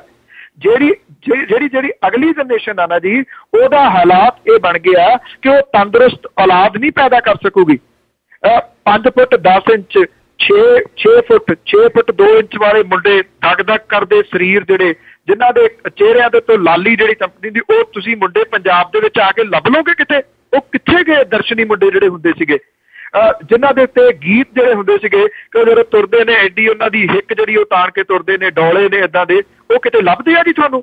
ਇਸ ਕਰਕੇ ਬਿਮਾਰ ਆ ਜਿਹੜੀ ਅਗਲੀ, ਉਹ ਤੋਂ ਅਗਲੀ ਜਨਰੇਸ਼ਨ ਜਿਹੜੀ ਬਿਮਾਰ ਜਨਰੇਸ਼ਨ ਤੰਦਰੁਸਤ ਔਲਾਦ ਪੈਦਾ ਨਹੀਂ ਕਰ ਸਕੂਗੀ। ਇਹ ਗੱਲ ਇੱਕ ਤੁਸੀਂ ਕੰਧ ਤੇ ਲਿਖੀ ਹੋਈ ਪੜ੍ਹ ਲਓ। ਡਰੱਗ ਦੇ ਜਿਹੜੇ ਅੱਗੋਂ ਪੈਣ ਵਾਲੇ ਪ੍ਰਭਾਵ ਨੇ ਉਹ ਕੀ ਨੇ? ਤੁਹਾਨੂੰ ਯਾਦ ਹੋਣਾ, ਪੰਜਾਬੀ ਰੇਡੀਓ USA ਦੇ ਸਰੋਤਿਆਂ ਦੇ ਨਾਲ ਮੈਂ ਕੁਝ ਦਿਲ ਕੰਬਾਊ ਰਿਪੋਰਟਾਂ ਤੁਹਾਡੇ ਨਾਲ ਸਾਂਝੀਆਂ ਕੀਤੀਆਂ ਸੀਗੀਆਂ ਕਿ ਇੱਕ ਪਿਓ ਜਿਹੜਾ ਉਹ ਕੀ ਕਰਦਾ ਆਪਣੀ 6 ਮਹੀਨੇ ਦੀ ਬੱਚੀ ਦੇ ਨਾਲ, 2 ਸਾਲ ਦੀ ਬੱਚੀ ਦੇ ਨਾਲ ਕੀ ਕਰਦਾ। ਇਹ ਡਰੱਗ ਤੋਂ ਬਾਅਦ ਪੈਣ ਵਾਲੇ ਜਿਹੜੇ ਪ੍ਰਭਾਵ ਨੇ, ਇਹਨਾਂ ਵੱਲ ਅਜੇ ਵੀ ਕੋਈ ਫਿਕਰਮੰਦੀ ਦੇ ਨਾਲ ਜਿਹੜਾ ਉਹ ਨਹੀਂ ਦੇਖ ਰਿਹਾ, ਨਹੀਂ ਸੋਚ ਰਿਹਾ ਕਿ ਇਹਦੇ ਅਸਰ ਜਿਹੜੇ ਨੇ ਉਹ ਕਿਵੇਂ ਪੈਣੇ ਨੇ। ਤੁਸੀਂ ਨਸ਼ੇੜੀ ਫੜ ਕੇ ਥਾਣਿਆਂ ਦੇ ਵਿੱਚ ਡੱਕ ਦਿੱਤੇ, ਨਸ਼ੇੜੀ ਫੜ ਕੇ ਜਿਹਨਾਂ, ਉਹ ਤਾਂ ਵਿਚਾਰੇ ਪਹਿਲਾਂ ਹੀ ਬਿਮਾਰ ਨੇ, ਉਹਨਾਂ ਨੂੰ ਤਾਂ ਇਸ ਵੇਲੇ ਕਾਉਂਸਲਿੰਗ ਦੀ ਜ਼ਰੂਰਤ ਹੈ, ਉਹਨਾਂ ਨੂੰ ਮੈਡੀਕਲ ਹੈਲਪ ਦੀ ਜ਼ਰੂਰਤ ਹੈ। ਪੁਲਿਸ ਚਪੇੜਾ ਮਾਰ ਕੇ ਉਹਨਾਂ ਨੂੰ ਅੰਦਰ ਜਿਹੜਾ ਦੀ ਉਹ ਕਰੀ ਜਾ ਰਹੀ ਹੈ। ਉਹਨਾਂ ਦੇ ਨਾਲ ਤੋਂ ਬਿਆਨ ਜਿਹੜਾ ਸੀਨੀਅਰ ਆਫੀਸਰਾਂ ਦਾ ਇਹ ਹੈ ਜੀ, ਸਪਲਾਈ ਲਾਈਨ ਕੱਟ ਦਿੱਤੀ ਹੈ। ਸਪਲਾਈ ਲਾਈਨ ਪੁੜੀਆਂ ਜਿਹੜੇ ਲੈਣ ਵਾਲੇ ਨੇ, ਯੂਜ਼ ਕਰਨ ਵਾਲੇ ਨੇ, ਉਹ ਸਪਲਾਈ ਲਾਈਨ ਥੋੜੀ ਹੈ ਜੀ। ਸਪਲਾਈ ਲਾਈਨ ਤਾਂ ਜਿਉਂ ਦੀ ਤਿਉਂ ਚੱਲੀ ਜਾ ਰਹੀ ਹੈ ਜੀ। ਉਹਦੇ ਚੋਂ ਦੱਸੋ ਜੀ ਕਿਹੜਾ ਫੜਿਆ ਗਿਆ? ਜੀ ਬਿਲਕੁਲ, ਜਿਹੜੀ ਸਪਲਾਈ ਲਾਈਨ ਆ ਉਹਨੂੰ ਤੇ ਹੱਥ ਨਹੀਂ ਲਾਇਆ ਗਿਆ। ਤੇ ਜਿਸ ਤਰ੍ਹਾਂ ਤੁਸੀਂ ਦੱਸਿਆ ਕਿ ਇਹਨਾਂ ਨੂੰ ਪਤਾ ਵੀ ਸੀਗਾ, ਪਰ ਇਹ ਬੜੇ ਭੋਲੇ ਬਣਦੇ ਆ ਕਿ ਸਾਨੂੰ ਕੁਛ ਨਹੀਂ ਗਾ ਪਤਾ ਸੀਗਾ, ਡਰੱਗ ਦਾ ਇੰਨਾ ਬੋਲਬਾਲਾ ਨਹੀਂ। ਪਰ ਜੇ ਇਹਨਾਂ ਨੂੰ ਇਹ ਪਤਾ ਲੱਗ ਜਾਂਦਾ ਕਿ ਕੋਈ ਜਿਹੜਾ ਕਿਸਾਨ ਆ ਆਪਣੇ ਖੇਤ ਵਿੱਚੋਂ ਮਿੱਟੀ ਦਾ ਟੋਕਰਾ ਭਰ ਕੇ ਘਰ ਨੂੰ ਲਿਆ ਰਿਹਾ, ਉੱਥੇ ਛਾਪਾ, ਕਿਉਂਕਿ ਤੂੰ ਆਪਣੇ ਖੇਤ ਦੀ ਮਿੱਟੀ ਘਰ ਨੂੰ ਲੈ ਕੇ ਆ ਰਿਹਾ ਆ, ਤੇ ਜਾਂ ਕਿਸ ਨੂੰ ਸਿਰੋਂ ਪਾਓ ਦੇਣਾ, ਕਿਸ ਨੂੰ ਅਸੀਂ ਕਿਤੇ ਬੋਲਣ ਦੇਣਾ ਜਾਂ ਨਹੀਂ ਦੇਣਾ, ਕਿਸ ਨੂੰ ਅਸੀਂ TV ਤੇ ਦਿਖਾਉਣਾ ਜਾਂ ਨਹੀਂ ਦੇਣਾ। ਇਹ ਛੋਟੀਆਂ ਗੱਲਾਂ ਦੀ ਤਾਂ ਇਹਨਾਂ ਨੂੰ ਪੂਰੀ ਖਬਰ ਸੀਗੀ ਕਿ ਕਿੱਥੇ ਕੀ ਹੋ ਰਿਹਾ ਆ। ਪਰ ਹੈਰਾਨੀ ਦੀ ਗੱਲ ਇਹ ਆ ਕਿ ਇਹਨਾਂ ਨੇ ਪੰਜਾਬ ਦੀ ਜਵਾਨੀ ਖਤਮ ਕਰ ਦਿੱਤੀ ਡਰੱਗ ਦੇ ਨਾਲ, ਤੇ ਉਹ ਇਹਨਾਂ ਨੂੰ ਪਤਾ ਨਹੀਂ ਲੱਗਦਾ। ਤੇ ਅੱਗੇ ਚੱਲਦੇ ਜੀ ਮੰਤਰੀਆਂ ਸੰਤਰੀਆਂ ਤੇ, ਕਿ ਜਿਹੜੇ ਮੰਤਰੀ ਸੰਤਰੀ ਆ ਜਿਨ੍ਹਾਂ ਦੇ ਨਾਂ ਬੋਲਦੇ ਆ, ਤੇ ਉਹਨਾਂ ਤੇ ਇਹ ਐਕਸ਼ਨ ਕਰਨਗੇ ਜਾਂ ਨਹੀਂ ਕਰਨਗੇ। ਕਿਉਂਕਿ ਜਿਵੇਂ ਸਰਵਣ ਸਿੰਘ ਫਲੌਰ ਦਾ ਅਸਤੀਫਾ ਇਹਨੇ ਲਿਆ ਆ, ਉਸ ਵੇਲੇ ਉਹਨਾਂ ਤੇ ਜੇ ਸਿਰਫ ਇਲਜ਼ਾਮ ਲੱਗਦਾ ਸੀ ਜਿਸ ਤਰ੍ਹਾਂ ਵਿਕਰਮ ਮਜੀਠੀਆ ਤੇ ਲੱਗਦਾ ਆ, ਕਿਉਂਕਿ ਹਜੇ ਕੁਝ ਵੀ ਸਾਬਤ ਨਹੀਂ ਹੋਇਆ। ਤੇ ਕੀ ਇਹ ਵਿਕਰਮ ਮਜੀਠੀਆ ਦਾ ਅਸਤੀਫਾ ਲੈਣਗੇ ਜਾਂ ਕੋਈ ਕਾਰਵਾਈ ਕਰਨਗੇ ਜਾਂ ਨਹੀਂ? ਨਹੀਂ, ਹਾਲ ਦੀ ਘੜੀ ਤਾਂ ਨਹੀਂ ਲੱਗਦਾ ਜੀ ਕਿ ਇਸ ਤਰ੍ਹਾਂ ਦਾ ਕੋਈ ਅਸਤੀਫਾ ਜਿਹੜਾ ਹੈ ਜੀ ਉਹ ਲੈਣਗੇ। ਤੋਂ ਪਰ ਇੰਨਾ ਜ਼ਰੂਰ ਹੈ ਕਿ ਚੋਣ ਨਤੀਜਿਆਂ ਤੋਂ ਬਾਅਦ ਉਹਨਾਂ ਦਾ ਸਿਆਸੀ ਸੀਨ ਦੇ ਵਿੱਚੋਂ ਇੱਕਦਮ ਜਿਹੜਾ ਜੀ ਉਹ ਗਾਇਬ ਹੋ ਜਾਣਾ। ਇਹਨੇ ਕਈ ਸਵਾਲੀਆ ਚਿੰਨ੍ਹ ਤਾਂ ਜਿਹੜੇ ਜੀ ਉਹ ਲਾਏ ਨੇ। ਆਈ ਥਿੰਕ ਜੇ ਪਹਿਲਾਂ ਹੀ ਇਹ ਮਾਮਲੇ ਦੇ ਉੱਤੇ ਪਹਿਲਾਂ ਕੁਝ ਕਰ ਲਿਆ ਜਾਂਦਾ, ਕਿਉਂਕਿ ਜੇ ਅਸਤੀਫਾ ਹੀ ਲੈਣਾ ਹੁੰਦਾ, ਸ਼ਸ਼ੀਕਾਂਤ ਹੋਰਾਂ ਵਾਲੀ ਜਿਹੜੀ ਰਿਪੋਰਟ ਸੀਗੀ ਉਹਦੇ ਉੱਤੇ ਅਜੇ ਤੱਕ ਵੀ ਕੁਝ ਨਹੀਂ ਕੀਤਾ ਗਿਆ। ਹਾਂ, ਸਿਰਫ ਕਲੀਨ ਚਿੱਟ ਦੇ ਦਿੱਤੀ ਗਈ। ਕਮ ਸੇ ਕਮ ਉਹ ਕਰਾ ਤਾਂ ਲਓ, ਇਹ ਤਾਂ ਪੁੱਛ ਲਓ ਰਤਨ ਸਿੰਘ ਅਜਨਾਲਾ, ਉਹਦਾ ਮੁੰਡਾ ਅਮਰਪਾਲ ਬੋਨੀ, ਤਰਨਤਾਰਨ ਤੋਂ ਜਿਹੜੇ MLA ਹਰਮੀਤ ਸਿੰਘ ਆ ਉਹ ਹੋ ਗਿਆ ਜੀ। ਇੱਥੇ ਅਜੀਤ ਸਿੰਘ ਕੁਹਾੜ ਨੇ, ਜਿਹੜਾ ਮਨੋਰੰਜਨ ਕਾਲੀਆ ਉਹਦੇ ਭਰਾ ਦਾ ਜਿਹੜਾ ਸ਼ਰੇਆਮ ਜਿਹੜਾ ਜੀ ਸ਼ਸ਼ੀਕਾਂਤ ਹੋਰਾਂ ਨੇ ਲਿਆ। ਜਿਹੜੀ ਲਿਸਟ ਉਹਨਾਂ ਨੇ ਜਾਰੀ ਕੀਤੀ ਆ ਉਹਦੀ ਕੋਈ ਇਨਵੈਸਟੀਗੇਸ਼ਨ ਤਾਂ ਕਰਵਾ ਲਓ, ਕਿਸੇ ਏਜੰਸੀ ਤੋਂ ਉਹਦੀ ਇਨਵੈਸਟੀਗੇਸ਼ਨ ਕਰਵਾ ਲਓ ਕਿ ਕੀ ਇਹਨਾਂ ਲੋਕਾਂ ਦਾ ਹੱਥ ਇਹਦੇ ਪਿੱਛੇ ਹੈ। ਉਹ ਠੱਪ ਦਿੱਤੀ ਗਈ, ਜੇ ਉਹਨਾਂ ਦੇ ਅਸਤੀਫੇ ਨਹੀਂ ਲਏ ਗਏ, ਜੇ ਉਹਨਾਂ ਨੂੰ ਨੱਥ ਨਹੀਂ ਪਾਈ ਗਈ, ਤਾਂ ਮੇਰਾ ਨਹੀਂ ਖਿਆਲ ਜੀ ਕਿ ਇਹਦੇ ਪਾਵਰਫੁਲ ਬੰਦੇ ਨੂੰ ਜਿਹੜਾ ਜੀ ਉਹ ਨੱਥ ਪਾਈ ਜਾਊਗੀ ਜਾਂ ਉਹਦਾ ਅਸਤੀਫਾ ਜਿਹੜਾ ਹੈ ਉਹ ਲਿਆ ਜਾਊਗਾ। ਪਾਣੀ ਸਿਰਾਂ ਤੋਂ ਲੰਘ ਚੁੱਕਿਆ ਜੀ ਇੱਥੇ ਇੱਕ ਕਿਸਮ ਦੇ ਨਾਲ। ਹੁਣ ਅੱਗੋਂ ਕੀ ਹੋਊਗਾ, ਸਾਰੇ ਹੀ ਇਹ ਜਿਹੜੇ ਪੁੱਛਦੇ ਨੇ, ਸਾਰੇ ਹੀ ਇਹ ਸੋਚਦੇ ਨੇ ਕੀ ਹੋਊਗਾ, ਪਤਾ ਨਹੀਂ ਜੀ। ਜਿਹੜੀ ਮੈਂ ਤੁਹਾਨੂੰ ਸਭ ਤੋਂ ਵੱਡਾ ਗੰਭੀਰ ਇਸ਼ਾਰਾ ਕੀਤਾ ਜੀ ਕਿ ਇੱਕ ਜਨਰੇਸ਼ਨ ਜਿਹੜੀ ਹੈ ਉਹ ਮੁੱਕ ਗਈ ਹੈ। ਜਿਹੜੀ ਨਵੀਂ ਜਿਹੜੀ ਹੈਗੀ ਆ, ਜਿਹੜੀ ਅੱਗੋਂ ਪੈਦਾ ਕਰਨ ਵਾਲੀ ਔਲਾਦ ਜਿਹੜੀ ਹੈ ਜੀ, ਉਹਨੇ ਕਿਹੋ ਜਿਹੀ ਜਨਰੇਸ਼ਨ ਪੈਦਾ ਕਰਨੀ ਹੈ, ਉਹਦਾ ਫਿਕਰ ਕਰ ਸਕਦੇ ਹੋ ਤਾਂ ਕਰੋ, ਨਹੀਂ ਤਾਂ ਅਦਰਵਾਈਜ਼ ਇਹ ਹੈ ਜੀ ਕਿ ਇਹ ਠੀਕ ਹੈ, 7 ਸਮੁੰਦਰ ਪਾਰ ਤੁਸੀਂ ਬੈਠੇ ਹੋ, ਉੱਥੇ ਵੀ ਗਿਆ ਜੀ ਸਾਰਾ ਕੁਛ। ਇਹ ਆਪਣੀ ਜਨਰੇਸ਼ਨ ਨੂੰ ਦੇਖ ਲਓ, 219 ਹੋ ਗਈ ਜੀ ਗਿਣਤੀ ਹੁਣ ਤਾਂ ਬ੍ਰਿਟਿਸ਼ ਕੋਲੰਬੀਆ ਦੇ ਵਿੱਚ ਜਿਹੜੇ ਗੈਂਗਵਾਰ ਦੇ ਵਿੱਚ ਮਰਨ ਵਾਲੇ ਪੰਜਾਬੀਆਂ ਦੀ। ਕਿੰਨੇ ਨਸ਼ਾ ਖਾ ਕੇ ਮਰ ਗਏ ਜੀ, ਇਹਦਾ ਕੋਈ ਕਿਸੇ ਨੂੰ ਪਤਾ ਨਹੀਂ।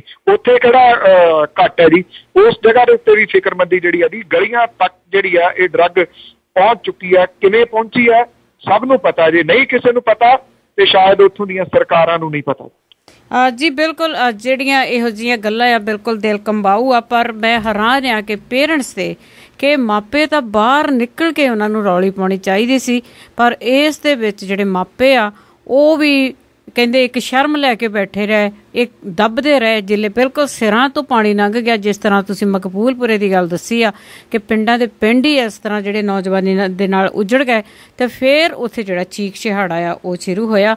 ਤੇ ਅਗਲੀ ਗੱਲ ਕਰਦੇ ਹਾਂ ਜੀ, ਮੇਰੇ 1-2 ਲਾਸਟ ਕੁਐਸਚਨ ਹੋਣਗੇ ਕਿ ਜਿਹੜਾ ਹੁਣ ਰੌਲਾ ਤੇ ਪੈ ਰਿਹਾ ਹੈ ਕਿ ਨਸ਼ਾ ਛਡਾਊ ਕੈਂਪ ਲਾਏ ਜਾਣਗੇ ਜਾਂ ਉਹਨਾਂ ਦੀ ਫੜੋ ਫੜੀ ਜਾ ਰਹੀ ਆ, ਕੀ ਇਹ ਰੀਅਲ ਦੇ ਵਿੱਚ ਹੀ ਇਸ ਤਰ੍ਹਾਂ ਹੋ ਰਿਹਾ ਆ ਜਾਂ ਜਿਹੜਾ ਪੁਲਿਸ ਦੀ ਨਿਸ਼ਾਨਦੇਹੀ ਪਹਿਲਾਂ ਹੀ ਸੀਗੀ ਕਿ ਇਸ ਪਿੰਡ ਦੇ ਵਿੱਚ ਇੰਨੇ ਨਸ਼ੇੜੀ ਆ ਤੇ ਇਹਨਾਂ ਨੂੰ ਫੜ ਕੇ ਅੰਦਰ ਦੇ ਦਿਓ? ਨਹੀਂ, ਪੁਲਿਸ ਨੂੰ ਪਤਾ ਸੀਗਾ ਜੀ, ਕੁਝ ਘੰਟਿਆਂ ਦੇ ਵਿੱਚ ਜਿਹੜਾ ਜੀ ਉਹਨਾਂ ਨੇ ਨਸ਼ੇੜੀਆਂ ਨੂੰ ਜਿਹੜਾ ਕਿਵੇਂ ਫੜ ਲਿਆ। ਹਾਂ, ਪੁਲਿਸ ਥੋੜਾ ਉਹਨਾਂ ਨੂੰ ਫੜਨ ਤੋਂ, ਨਸ਼ੇੜੀਆਂ ਤੋਂ, ਇਸ ਕਰਕੇ ਕਿ ਜੇ ਉਹਨਾਂ ਨੂੰ ਨਸ਼ਾ ਨਹੀਂ ਮਿਲਦਾ ਉਹ ਹਿੰਸਕ ਹੋ ਜਾਂਦੇ ਨੇ, ਜਾਂ ਇਹ ਹੈ ਜੀ ਕਿ ਜਦੋਂ ਨਸ਼ਾ ਨਹੀਂ ਮਿਲਿਆ, ਜਿਹੜੇ ਖਾਸ ਤੌਰ ਦੇ ਉੱਤੇ ਇਸ ਡਰੱਗ ਦੇ ਉੱਤੇ ਲੱਗੇ ਹੋਏ ਨੇ, ਸਿੰਥੈਟਿਕ ਡਰੱਗ ਜਾਂ ਜਿਹੜੇ ਸੂਟਾ ਲਾਉਂਦੇ ਨੇ ਹੈਰੋਇਨ ਦਾ, ਸਮੈਕ ਦਾ, ਉਹਨਾਂ ਦੀ ਡੈਥ ਹੁੰਦਿਆਂ ਵੀ ਫਿਰ ਬਹੁਤੀ ਦੇਰ ਨਹੀਂ ਲੱਗਦੀ। ਤੇ ਜਦੋਂ ਕਿਤੇ ਕਿਸੇ ਦੀ ਮੌਤ ਹੋ ਜਾਂਦੀ ਆ, ਫਿਰ ਗਲ 'ਚ ਪਰਨਾ ਜਿਹੜਾ ਜੀ ਉਹ ਜਿੱਥੇ ਪੁਲਿਸ ਸਟੇਸ਼ਨ ਦੇ ਉੱਤੇ ਉਹਦੀ ਡੈਥ ਹੋਈ, ਉਹਨਾਂ ਦੇ ਗਲ ਦੇ ਵਿੱਚ ਪੈ ਜਾਣਾ।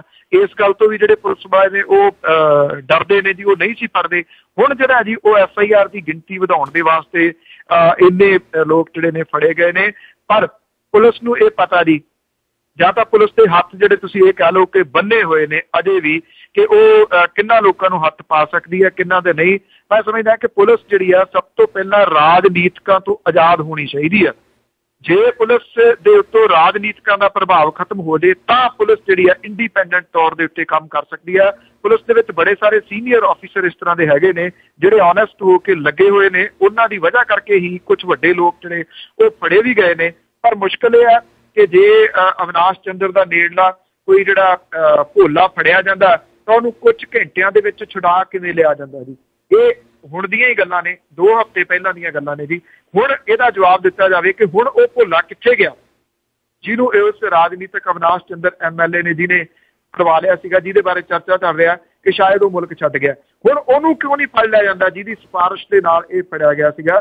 ਕਿੰਨੀ ਦੇਰ ਤੱਕ ਇਹ ਜਿਹੜੇ ਨੇ ਜੀ ਉਹ ਪਾਸੇ ਰਹਿਣਗੇ ਜਾਂ ਉਹ ਗ੍ਰਿਫਤ ਤੋਂ ਬਾਹਰ ਰਹਿਣਗੇ? ਇਹ ਸਵਾਲੀਆ ਚਿੰਨ੍ਹ ਜੀ। ਤੇ ਮੇਰਾ ਅਗਲਾ ਕੁਐਸਚਨ ਇਹ ਆ ਕਿ ਜਿਸ ਤਰ੍ਹਾਂ ਰੌਲੀ ਪੈ ਰਹੀ ਆ ਉੱਥੇ, ਤੇ ਕਈ ਵਾਰੀ ਕਈ ਲੋਕ ਐਸੇ ਹੁੰਦੇ ਆ ਕਿ ਉਸ ਨਾਂ ਤੇ ਅਸੀਂ ਪੈਸੇ ਇਕੱਠੇ ਕਰ ਲਏ। ਕੀ ਇੱਥੇ ਤੱਕ ਉਹ ਇਲਾਜ ਦਾ ਕੰਮ ਪਹੁੰਚ ਗਿਆ ਕਿ ਅਸੀਂ ਬਾਹਰੋਂ ਕੁਝ ਵੀ ਜਿਹੜੀ ਆ ਪੈਸੇ ਇਕੱਠੇ ਕਰਕੇ ਉਹਨਾਂ ਦੇ ਬੱਚਿਆਂ ਦਾ ਜਿਹੜਾ ਇਲਾਜ ਆ ਉਹ ਕਰਵਾ ਸਕੀਏ? ਕੀ ਉੱਥੇ ਇਹੋ ਜਿਹਾ ਪ੍ਰਬੰਧ ਹੋ ਗਏ ਆ ਜਾਂ ਉੱਥੇ ਇਹੋ ਜਿਹਾ ਸਿਸਟਮ ਹੈਗਾ ਆ ਕਿ ਜਿਹੜਾ ਓਨੈਸਟਲੀ ਜਿਹੜੀ ਆ ਡਰੱਗ ਛਡਾਉਣ ਦਾ ਕੰਮ ਹੋ ਸਕੇ, ਤਾਂ ਕਿ ਜਿਹੜੇ ਬਹੁਤ ਸਾਰੀਆਂ ਮੈਂ ਦੇਖਿਆ ਸੰਸਥਾਵਾਂ ਆ ਜਾਂ ਬਹੁਤ ਸਾਰੇ ਲੋਕ ਆ ਉਹ ਇਹ ਗੱਲ ਕਰ ਰਹੇ ਆ। ਇਹ ਬਹੁਤ ਅਰਲੀ ਲੱਗਦਾ ਮੈਨੂੰ, ਤੇ ਬਹੁਤ ਅਰਲੀ ਸਟੈਪ ਲੱਗਦਾ ਹੈ ਇਹ ਕਿ ਤੁਸੀਂ ਉੱਥੇ ਜਾ ਕੇ ਕੀ ਕਰੋਗੇ ਪੈਸੇ ਇਕੱਠੇ ਕਰਕੇ। ਬਿਲਕੁਲ ਜੀ, ਬਿਲਕੁਲ ਮੈਂ 100% ਤੁਹਾਡੇ ਨਾਲ ਸਹਿਮਤ ਹਾਂ ਜੀ। ਪੈਸੇ ਇਕੱਠੇ ਕਰ ਲੈਣੇ ਜਿਹੜਾ ਜੀ ਉਹ ਇਲਾਜ ਨਹੀਂ ਹੈਗਾ ਜੀ। ਤੁਸੀਂ ਮੰਨ ਲਓ ਜੇ ਕੋਈ ਬੰਦਾ ਕਹਿੰਦਾ ਕਿ ਮੈਂ ਉੱਥੇ ਪੈਸੇ ਜਿਹੜੇ ਇਕੱਠੇ ਕਰ, ਫਿਰ ਕੀ ਕਰੋਗੇ ਜੀ ਤੁਸੀਂ? ਜਿਹੜੇ ਪਹਿਲੀ ਤਾਂ ਗੱਲ ਹੈ ਆਇਡੈਂਟੀਫਾਈ, ਤੁਸੀਂ ਜੇ ਕੋਈ ਬਾਹਰੋਂ ਆ ਕੇ ਇੱਥੇ ਚਲਾਉਣਾ ਦਿਓ, ਉਹ ਕਿਵੇਂ ਆਇਡੈਂਟੀਫਾਈ ਕਰੂਗਾ ਕਿਹੜੇ ਪਿੰਡ ਦੇ ਵਿੱਚ ਕੌਣ? ਇਹਦੇ ਵਿੱਚ ਇਹ ਹੁੰਦਾ ਜੀ ਕਿ ਜਿਹੜਾ ਮਰੀਜ਼ ਆ ਉਹ ਪਹਿਲਾਂ ਮੰਨੇ ਕਿ ਮੈਂ ਬਿਮਾਰ ਆ, ਉਹਦਾ ਇਲਾਜ ਤਾਂ ਤੁਸੀਂ ਤਾਂ ਕਰੋਗੇ ਨਾ ਜੀ। ਜਿਹੜੇ ਇੱਥੇ ਨਸ਼ਾ ਛਡਾਊ ਕੇਂਦਰ ਚਲਾਏ ਜਾ ਰਹੇ ਨੇ, ਜਿਹੜੇ ਪ੍ਰਾਈਵੇਟ ਨੇ ਜੀ, ਉਹ ਤਾਂ ਡਾਂਗ ਦੇ ਨਾਲ ਹੀ ਉੱਥੇ ਉਹਨਾਂ ਨੂੰ ਤਾੜ ਦਿੱਤਾ ਜਾਂਦਾ ਜੀ। ਮੰਨ ਲਓ ਜੰਦਰੇ ਲਾ ਦਿੱਤੇ ਜਾਂਦੇ, ਉੱਥੇ ਉਹਨਾਂ ਨੂੰ ਥੋੜ੍ਹੀ ਬਹੁਤੀ ਰੋਟੀ ਮਿਲਦੀ ਹੈ। ਜਦੋਂ ਉਹ ਚੀਕਾਂ ਮਾਰਦੇ ਨੇ ਨਸ਼ੇ ਦੇ ਵਾਸਤੇ, ਫਿਰ ਉਹਨਾਂ ਦਾ ਕੁਟਾਪਾ ਜਿਹੜਾ ਕੀਤਾ ਜਾਂਦਾ। ਇਹ ਤਰੀਕਾ ਨਹੀਂ ਹੈ ਨਸ਼ਾ ਜਿਹੜਾ ਛਡਵਾਉਣ ਦਾ। ਹੁਣ ਸਰਕਾਰ ਥੋੜ੍ਹੀ ਜਿਹੀ ਇਸ ਪਾਸੇ ਵੱਲ ਕੰਮ ਤਾਂ ਕਰ ਰਹੀ ਹੈ। ਬਿਆਨ ਤਾਂ ਉਹਨਾਂ ਦੇ ਆ ਰਹੇ ਨੇ ਕਿ 150 ਬਿਸਤਰਿਆਂ ਵਾਲਾ ਖੋਲ੍ਹਿਆ ਜਾਊਗਾ, 150 ਖੋਲ੍ਹੇ ਜਾਣਗੇ ਨਸ਼ਾ ਛਡਾਊ ਕੇਂਦਰ ਜਿਹੜੇ ਜੀ। ਉਹ ਕਿੱਥੇ ਕਿੱਥੇ ਖੋਲ੍ਹੇ ਜਾਣਗੇ, ਕਦੋਂ ਖੁੱਲਣਗੇ, ਕਿੰਨੀ ਦੇਰ ਲੱਗੂਗੀ, ਇਹ ਆਪਣੇ ਆਪ ਦੇ ਵਿੱਚ ਜਿਹੜਾ ਜੀ ਉਹ ਸਵਾਲ ਹੈ। ਸਰਕਾਰ ਨੂੰ ਅਜੇ ਜਿਹੜਾ ਨਾ ਜੀ ਕਰਨ ਦਿਓ ਕੰਮ ਇਸ ਮਾਮਲੇ ਦੇ ਉੱਤੇ। ਪੈਸੇ ਇਕੱਠੇ ਉਹੀ ਗੱਲ ਹੋ ਗਈ ਜਿਹੜੀ ਕਿਸੇ ਟਾਈਮ ਇਹ ਚੱਲਦਾ ਹੁੰਦਾ ਸੀਗਾ। ਹਰ ਤੀਜਾ ਚੌਥਾ ਬੰਦਾ ਜਿਹੜਾ ਤੁਰ ਪੈਂਦਾ ਹੁੰਦਾ ਸੀਗਾ ਕਿ ਅਸੀਂ ਜੀ ਇੱਥੇ ਸੰਗਮਰਮਰ ਲਾਉਣਾ ਗੁਰਦੁਆਰੇ ਤੇ, ਵਿਦੇਸ਼ਾਂ ਦੇ ਵਿੱਚ ਚੱਲਦੇ ਆ, ਉੱਥੋਂ ਪੈਸੇ ਜਿਹੜੇ ਆ ਉਹ ਇਕੱਠੇ ਕਰਕੇ ਲਿਆਉਣੇ ਆ। ਬਾਹਰ ਬੈਠੇ ਲੋਕ ਬਹੁਤ ਭਾਵਕ ਨੇ ਇਹਨਾਂ ਮਾਮਲਿਆਂ ਦੇ ਉੱਤੇ, ਉਹ ਬਹੁਤ ਸੁਹਿਰਦਤਾ ਦੇ ਨਾਲ ਸੋਚਦੇ ਨੇ ਪੰਜਾਬ ਦੀ ਬਿਹਤਰੀ ਦੇ ਵਾਸਤੇ, ਪੰਜਾਬ ਦੀ ਭਲਾਈ ਦੇ ਵਾਸਤੇ। ਤੁਹਾਡੇ ਮਿਹਨਤ ਦੇ ਨਾਲ ਕਮਾਏ ਹੋਏ ਜਿਹੜੇ ਪੈਸੇ ਨੇ, ਮੈਂ ਖੁਦ ਉੱਥੋਂ ਦਾ ਪਾਰਟ ਆ ਜੀ। ਦਿਹਾੜੀਆਂ ਜਿਹੜੇ ਪੈਸੇ ਬਣਾਉਣੇ ਕੁਝ ਸੌਖੇ ਨਹੀਂ ਹੁੰਦੇ, ਆਪਣੇ ਘਰ ਪਾਲਣੇ ਜਿਹੜੇ ਨੇ ਨਾ ਜੀ ਉਹ ਬੜੇ ਔਖੇ ਨੇ। ਹਾਲ ਦੀ ਘੜੀ ਤਾਂ ਮੈਂ ਇਹੀ ਕਹੂੰਗਾ ਜੀ, ਆਪੋ ਆਪਣੇ ਘਰਾਂ ਦੇ ਵੱਲ, ਆਪਣੇ ਬੱਚਿਆਂ ਦੇ ਵੱਲ ਜਿਹੜਾ ਜੀ ਉਹ ਧਿਆਨ ਦਿਓ। ਉਹ ਸਭ ਤੋਂ ਵੱਡੀ ਤੁਹਾਡੀ ਪਹਿਲੀ ਜਿਹੜੀ ਜ਼ਿੰਮੇਵਾਰੀ ਹੈ। ਇੱਥੋਂ ਕੋਈ ਆ ਕੇ ਇਹ ਕਹੇ ਕਿ ਆ ਲਓ ਜੀ ਪੈਸੇ ਨੇ ਦਿਓ ਮੈਨੂੰ ਤੇ ਮੈਂ ਉੱਥੇ ਜਾ ਕੇ ਕੈਂਪ ਲਾਉਣੇ ਨੇ, ਚਲਾਉਣੇ ਨੇ, ਇਹ ਐਵੇਂ ਹਵਾ 'ਚ ਤੀਰ ਮਾਰਨ ਵਾਲੀ ਜਿਹੜੀ ਗੱਲ ਹੋਊਗੀ। ਹਾਲਾਤ ਬਹੁਤ ਜ਼ਿਆਦਾ ਬਦਤਰ ਨੇ ਜੀ ਇੱਥੇ ਹਾਲ ਦੀ ਘੜੀ ਬਣੇ ਹੋਏ। ਪਹਿਲਾਂ ਤਾਂ ਇਹਦੇ ਉੱਤੇ ਡਾਟਾ ਜਿਹੜਾ ਉਹ ਇਕੱਤਰ ਕੀਤਾ ਜਾਵੇ। ਕੋਈ ਇਹਦੇ ਵਿੱਚ ਜਿਹੜੇ ਮੈਡੀਕਲ ਖੇਤਰ ਦੇ ਨਾਲ ਜੁੜੇ ਹੋਏ ਲੋਕ ਨੇ ਉਹਨਾਂ ਨੂੰ ਉਹਦੇ ਵਿੱਚ ਜੁੜਿਆ ਜਾਵੇ, ਜਿਹੜੇ ਸਾਈਕੈਟ੍ਰਿਕ ਨੇ ਉਹਨਾਂ ਨੂੰ ਇਹਦੇ ਵਿੱਚ ਜੁੜਿਆ ਜਾਵੇ, ਉਹ ਵਰਗ ਸਾਹਮਣੇ ਆਵੇ ਤਾਂ ਇਹ ਸਾਰਾ ਕੁਝ ਜਿਹੜਾ ਜੀ ਹੋ ਸਕਦਾ। ਅਦਰਵਾਈਜ਼ ਇੱਦਾਂ ਇਹ ਬਹੁਤ ਔਖਾ ਹੈ ਜੀ ਕਿ ਕੋਈ ਬੰਦਾ ਕਵੇ ਹਾਂ ਜੀ ਲਓ ਜੀ ਮੈਂ ਅੱਜ ਪਿੰਡ ਆਦੀ ਸਫਾਈ ਕਰਤੀ। ਜਿਵੇਂ ਬਾਬਲ ਸਾਹਿਬ ਨੇ ਕਹਿਤਾ ਆਪਣੇ ਪਿੰਡਾਂ ਦੇ ਵਿੱਚੋਂ ਨਸ਼ੇ ਜਿਹੜੇ ਬੰਦ ਕਰ ਤੇ ਬਾਹਰ ਬੋਰਡ ਲਾ ਦਿਓ ਕਿ ਇਹ ਜਿਹੜਾ ਪਿੰਡ ਆ ਇਹ ਨਸ਼ਾ ਰਹਿਤ ਪਿੰਡ ਹੈ। ਤੇ ਨਸ਼ਾ ਰਹਿਤ ਕਿਵੇਂ ਹੋ ਜਾਊਗਾ ਜਦੋਂ ਸਰਕਾਰ ਤਾਂ 3 ਠੇਕੇ ਇੱਕ ਪਿੰਡ ਦੇ ਵਿੱਚ ਜਿਹੜੇ ਉਹ ਖੋਲ੍ਹੇ ਬੈਠੀ ਹੈ। ਨਸ਼ਾ ਰਹਿਤ ਤਾਂ ਹੋਊਗਾ ਨਾ ਜੀ, ਸਰਕਾਰ ਪਹਿਲਾਂ ਇਹ ਲਵੇ ਕਿ ਹਾਂ ਠੀਕ ਹੈ ਜੀ, ਜਿੰਨੇ ਅੱਜ ਤੋਂ 5 ਸਾਲ ਪਹਿਲਾਂ ਠੇਕੇ ਹੁੰਦੇ ਸੀ ਅਸੀਂ ਉਹਨਾਂ ਠੇਕਿਆਂ ਦੀ ਗਿਣਤੀ ਫੇਰ ਓਨੀ ਕਰਨ ਜਾ ਰਹੇ ਹਾਂ। ਲਓ ਇੰਨਾ ਸਟੈਪ ਲੈ ਲਈ ਸਰਕਾਰ, ਬਹੁਤਾ ਨਹੀਂ ਜਿੰਨੀ ਪਹਿਲਾਂ 5 ਸਾਲ ਪਹਿਲਾਂ ਹੁੰਦੀ ਸੀ, ਕਿਉਂਕਿ ਤਿੱਗਣੇ ਚੌਗਣੇ ਹੋ ਗਏ। ਪੰਜਾਬ ਦੇ ਵਿੱਚ 16 ਤਾਂ ਸ਼ਰਾਬ ਦੀਆਂ ਫੈਕਟਰੀਆਂ ਚੱਲ ਰਹੀਆਂ ਨੇ ਜੀ, ਉਹ ਨਸ਼ਾ ਨਹੀਂ ਹੈ ਜੀ। ਉਹਦੇ ਵੱਲ ਜਿਹੜਾ ਕੋਈ ਵੀ ਨਹੀਂ ਸੋਚ ਰਿਹਾ, ਉਹਨੂੰ ਕਹਿੰਦੇ ਨਹੀਂ ਜੀ ਇਹ ਤਾਂ ਸੋਸ਼ਲ ਹੈ, ਇਹ ਸੋਸ਼ਲੀ ਤੌਰ ਦੇ ਉੱਤੇ ਹੈ। ਪਰ ਜਦੋਂ ਤੁਸੀਂ ਕਿਤੇ ਸ਼ਾਮ ਨੂੰ ਠੇਕਿਆਂ ਦੇ ਬਾਹਰ ਭੀੜਾਂ ਜਿਹੜੀਆਂ ਨੇ ਨਾ ਜੀ ਉਹ ਤੁਸੀਂ ਦੇਖੋ ਤਾਂ ਉੱਥੇ ਲਾਈਟਾਂ ਜਿੰਨੀਆਂ ਵੱਡੀਆਂ ਲਾਈਆਂ ਨੇ। ਲਓ ਇਹਦੇ ਵਿੱਚ ਮੈਂ ਇੱਕ ਮਿਸਾਲ ਹੋਰ ਦੇ ਦੇਵਾਂ। ਪੰਜਾਬ ਹਰਿਆਣਾ ਹਾਈ ਕੋਰਟ ਨੇ ਇਹ ਕਿਹਾ ਕਿ ਹਾਈਵੇ ਦੇ ਉੱਤੇ ਠੇਕੇ ਨਹੀਂ ਹੋਣੇ ਚਾਹੀਦੇ। ਹਰਿਆਣੇ ਨੇ ਚੁੱਕਤੇ, ਪੰਜਾਬ ਨੇ ਅਜੇ ਤੱਕ ਨਹੀਂ ਚੁੱਕੇ ਜੀ। ਇਹ ਕੰਟੈਂਪਟ ਆਫ ਕੋਰਟ ਨਹੀਂ ਹੋ ਰਿਹਾ ਜੀ। ਬਾਰ-ਬਾਰ ਜਿਹੜਾ ਉਹ ਠੇਕੇ ਤਾਂ ਇੱਥੋਂ ਚੁੱਕਣ ਨੂੰ ਤਿਆਰ ਨਹੀਂ। ਦੂਜੇ ਪਾਸੇ ਕਹਿੰਦੀ ਨਸ਼ਿਆਂ ਦੇ ਵਾਸਤੇ ਅਸੀਂ ਬਹੁਤ ਸੁਹਿਰਦ ਹਾਂ ਜੀ। ਜੀ ਬਿਲਕੁਲ। ਤੇ ਨਾਲ ਹੀ ਪੰਨੂ ਜੀ ਜਿਵੇਂ ਤੁਸੀਂ ਦੱਸਿਆ ਕਿ ਜਿਹੜੀ ਡਰੱਗ ਆ ਜਿੱਥੇ ਜਿੱਥੇ ਪੰਜਾਬੀ ਗਏ ਆ, ਜਿੱਥੇ ਪਤਾ ਲੱਗਿਆ ਸੈਟਲ ਹੋਇਆ ਤੇ ਡਰੱਗ ਉੱਥੇ ਪਹੁੰਚਾ ਦਿੱਤੀ ਗਈ ਆ। ਤੇ ਮੇਰੀ ਵੀ ਇਹੀ ਰਿਕੁਐਸਟ ਆ ਮਾਪਿਆਂ ਨੂੰ ਕਿ ਅਸੀਂ ਦੂਜੇ ਦੇ ਘਰ ਵੱਲ ਨਾ ਦੇਖੀਏ ਕਿ ਉੱਥੇ ਪੰਜਾਬ ਦੇ ਵਿੱਚ ਜਿਸ ਤਰ੍ਹਾਂ ਹਾਹਾਕਾਰ ਹੋਣ ਮਚੀ ਆ ਨਸ਼ਿਆਂ ਦੀ, ਤੇ ਪਰ ਇੱਥੇ ਅਸੀਂ ਜਿਹੜਾ ਆ ਗੱਲ ਹੀ ਨਾ ਕਰੀਏ।